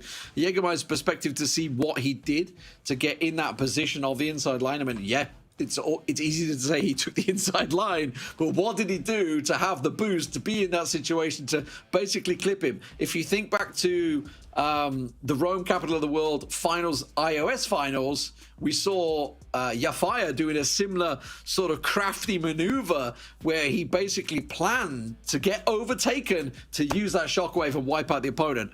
That looked like a similar type of deal there. It wasn't, obviously, it didn't wreck him, but it was a similar type of aimed maneuver. Well, that makes it all square now, of course, in the grand final. Suchti, he had a 1-0 advantage. That's now been wiped out. Jägermeister has successfully made it a 1-0. So this is now effectively a best of 3. It could go the distance, similar to how things went in iOS. And we're not 100% sure who we should be putting our money on at this point. One thing's for sure, though, Demon. Jägermeister has come out of the gates properly strong in this grand final. He really is looking for revenge here. Yeah, it seems like he got a bit of a wake-up call earlier on. But of course, we're moving on to Himalayas. It is frozen route. It is a tough track. The start can be punishing. You can make an error here, get wrecked, and that's it. Your race is over before you even know it. We saw it, if you think back to the iOS finals, a similar thing happened there. It is very easy to get wrong. The start here could be crucial. Let's see if they go for each other. I think they're actually going to avoid each other. They are. Look, there's no going near each other. They both know exactly what the focus is. They're both going to try and get the boost. And Suchi's just playing it cautious to start with there. Jägermeister avoiding the opening jump. Will catch the ramp. Oh, he nearly got caught, nearly got landed on top of there. Now they both go either side of the ramp. They're both going to spin in. They're going to be neck and neck as they come into this one. They're going to be so careful, though. They both try and get the boost. The spin from Jägermeister just puts him behind, but that nearly wiped him out. The inside lines for Sukti doesn't get caught, so he manages to take it. Risky flip. Jägermeister makes a bit of an error there, and that gives Sukti quite the lead. Oh, that was heart and throat moment for Jägermeister. He's only just behind, but it could have ended so much worse for him as he attempted to overtake Suchti there. Now having to avoid him on the... Oh, no! He himself, hits right... He goes straight into the wall. I can't believe I'm seeing this from Jägermeister. This is now Suchti's to lose. Yeah, he went for the jump. Saw that Suchti was taking it low, so he thought, I can't get it. I've got to avoid. So it was like, oh, what can I do? I can 360. And then because he effectively tilted so heavily to the right, in that obviously to avoid the jump, he did the 360 instantly. It's like, I need to do something quick to keep my boost up. And it just, because the tilt just carried him straight to the wall. There was nothing he could do about it. And that's just wrecked him. I mean, it's a split second decision that's cost him here. I mean, it's not cost him completely. It's not over yet, but it looks like Suchti will be taking this one. So unlike earlier, Demon, where we saw two cars basically go up a ramp and someone got pushed into a wall, that wasn't really the issue there, was it? Because Jägermeister was on he wasn't on a wall side or anything like that. Did he really have to swerve so aggressively to avoid taking the ramp alongside? Yeah, I mean, it looked like it because Sukti purposely went low on the ramp, so he was just like, basically, it was edging him out. Yeah, positioning him, exactly. Edged him out, edged Jägermeister out. Jägermeister went for it and quickly swerved to get away from it, and then that was all it was, just avoiding action effectively. Wow. So that cost him there. We'll see it in the replay, I'm sure, but just keep your eye on it. That's exactly what it looked like for me anyway. And then immediately, because he like panicked. Like, I need some of this boost because he's going to get the boost off the jump. I need to quickly boost. I need to spin. And then, obviously, momentum took him. It was also just, I think, slightly downhill, which is obviously where he got so airborne as well. Let's have a quick look at the replay, though, because I'm really intrigued to see how it was. It was a tight one. Obviously, Sukti now 2-1 up. So this is where I actually thought Jägermeister was going to get wrecked by Sukti. I thought he was going to land him. So here we go. He comes through. They're spinning through. Sukti goes off to the left in a second, and then here, this jump here. So goes. No, it's not that one. It's this where he screwed up. Got slowed down. It's this one here. Yeah, and he's avoided. He's like, oh, I need to do something, and because he just skipped off the ground before he did the 360, it just momentum took him to the wall. Oh man, I wonder if he's going to be thinking twice about giving way, like doing his absolute utmost to be very, very aggressive on the next track, knowing that Sukti essentially took him out like that. That was certainly high octane, if nothing else. So, I mean, that goes back to the naysayers of ghost mode, etc., right? Like, this is Sukti didn't do anything other than mind game him there. He just positioned his car in the right place at the right time to force Jägermeister into avoiding action. If that was ghost mode, they'd have both just hit the jump perfectly, carried on. You might as well just have a time trial at that point. Yeah, thank you to whoever makes the rules that just doesn't have that happen, because, we don't want to be casting time trials. That's just... But yeah, 2-1, Sukti once again back in the lead. We are moving on to Rome, capital of the world. A very tricky track, once again. The start can be crucial. There's a lot of jumps, a lot of bumps right at the start. Again, track positioning will be crucial. And this could be where Sukti takes it. we have to talk about the mind games at this point, because this is match point to Sukti, and we've just had a situation where Jägermeister basically came off worse when it came to jostling for position. So he needs to really act aggressively now. Let's see if he can do it. Yeah, Jägermeister had obviously the left start position, which will always give him the advantage, gets him that double boost early on. So Sukti just played it cautiously here, but you have to be so careful. You can see, obviously, you have the river to the right-hand side of you as well, but you also have a lot of spiral jumps here, and you will be doing a lot of these spins, a lot of 360s. You have to really position yourself well. But at the moment for Jägermeister, this is about keeping his cool. He has the lead. He knew he would have the lead because he knew he was starting left. He always knew this was going to be his position. It's whether he works best. You know, some drivers work best. Certainly me. I play so much better when I'm trying to catch somebody than when I'm in the lead. It's just, I don't know, whatever mental fortitude that required. This is the exact spot we saw in the iOS, that crucial kill shot, effectively. Yes. Came out from fire to take down Future Flash. No such mind games from Jägermeister. He didn't leave the door open. He just wants to win. Right now, the gap currently about a third of a second, maybe very slightly less. Sukti still playing catch-up, but very much keeping within touching distance. At this time of lap number 1, I would actually argue Jägermeister was ahead by more. So let's see if Sukti can make something happen here. Oh, very tight. Oh, there it is. What happened? I didn't even see it. Did he? I think he hit traffic. I didn't even see what wiped him out.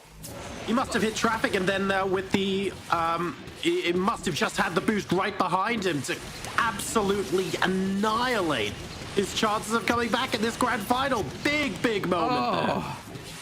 Oh, we definitely got to see the replay on that. Nitro must have just run out or something. Yeah, absolutely. Just like probably the worst look ever, I feel, there for Jägermeister. But that will gift Sukti the championship. You know, as we talked about, you know, this will effectively take it 2-1 in championships. Jägermeister season 1, Sukti season 2, and now looking like season 3 will go the way of Sukti. And really, I mean, could you say an enforced error? Sure, he was pressuring, he was behind him, but Sukti will take it. He is the champion here of the Snapdragon Pro Series Grand Finals on the Android. And Jägermeister, oh my days. Let's have a look at the replay and find out what the heck just happened, because I couldn't see what wrecked him, I gotta be honest. I feel like he hit traffic just as Nitro ran out, and Sukti must have just had his Nitro still activated behind him. That happened so quickly. Like, that's a hypothesis at this point. I'm not even saying I saw it. Well, we were obviously looking at it from Sukti's point of view, so we didn't really see what was going on. It was, okay, let's have a look. We're into the second lap here, so this is where they shockwave over. I still didn't catch it. I don't think they made contact. No, I don't think so. My theory was Sukti came up behind him and just hit him as Nitro ran. I don't think that happened, you know. I'm not sure. No. I mean, Sukti didn't touch him. I was absolutely nowhere near. This was completely something that Jägermeister hit. I didn't even catch it. I happened to look at Sukti's screen once again, the exact moment of impact. So I completely missed it. But either way, wow. It was Nitro braking. It's Nitro braking error. A Nitro braking error. Really? Really? Is that what it was? I mean, to lose that, I mean, it's a technique. Like, don't get me wrong. Obviously, you know, you can't say it's a game bug. It's a technique that everybody uses. So, but that, oh man, that's heartbreaking. He was in the lead. I mean, it was close, but we could well have gone to the fifth and final map. It wasn't the case. Sukti. Hats off to him. You know, he's looked dominant today anyway, outside of that. But what a way to lose for Jägermeister. Heart-wrenching. You've frozen on me. He's gone.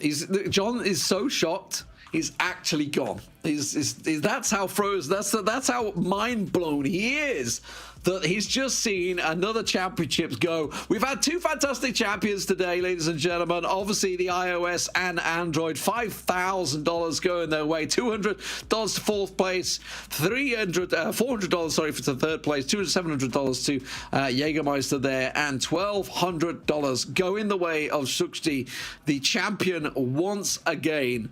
blowing Durasar's mind here as they race in the Rimax. And it just leaves me here to say we've had some absolutely fantastic races today. Like, this has been probably the best season I think that I've seen coming out of Asphalt 9, like the most competitive. Often we will have clear favorites, but I don't think today Future Flash, who has, in fairness, won once again today, but he was pressured. Made some fantastic comebacks last time. Season 2, he came back from 2-0 down, won it 3-2. This time around, pressured all the way by Yafaya, takes it 3-2 once again. If you look back to Barcelona as well, just 2 months ago, he came out on top there, dominating over the iOS for Europe and MENA. There are others out there, yes, I know, the likes of Elite Joe, etc., that can compete, but we're talking about Europe and MENA. And of course, looking over towards Android today, Sukti, the deserved champion, I think it's safe to say, in the end there. But Jägermeister, man, he's going to be absolutely furious the way that just played out for him. But that is the beauty of the sport, right? That's what it's all about. Thank you very much for watching, everyone. Thank you very much for joining us here for the Snapdragon Pro Series. It has been the Asphalt 9 finals once again. I love it. I absolutely love it. I look forward to seeing you all at Season 4. Thank you very much for joining us. We'll see you once again in the winter. Ain't got no time for no fear. I work too hard to get here. Ain't got no time for no fear. I work too hard to get here. I don't got the time, put me in, coach. I've been going hard, time to let it show. Everything raw, give it to me now. Let me have the spot, man, it's going down. Gotta get it here, I don't wanna wait. Take what I want, then I go train. Gotta get a win, I won't lose the game. This is my year, I ain't gonna break. Strap in, cause it's gonna be a long ride. Working on me every single day and night. There comes a time when your worlds will collide. If it's holding you back, push it right to the side. Another level, I will never settle. Mind over matter, get the gold medal. On another level, I will never settle. Mind over matter, get the gold medal. Ain't got no time for no fear. I work too hard to get here. Ain't got no time for no fear. I work too hard to get here. On another level, I will never settle. Mind over matter, get the gold medal. On another level, I will never settle. Mind over matter, get the gold medal. On another level, I will never settle. Mind over matter, get the gold medal. On another level, I will never settle. Mind over matter, get the gold medal.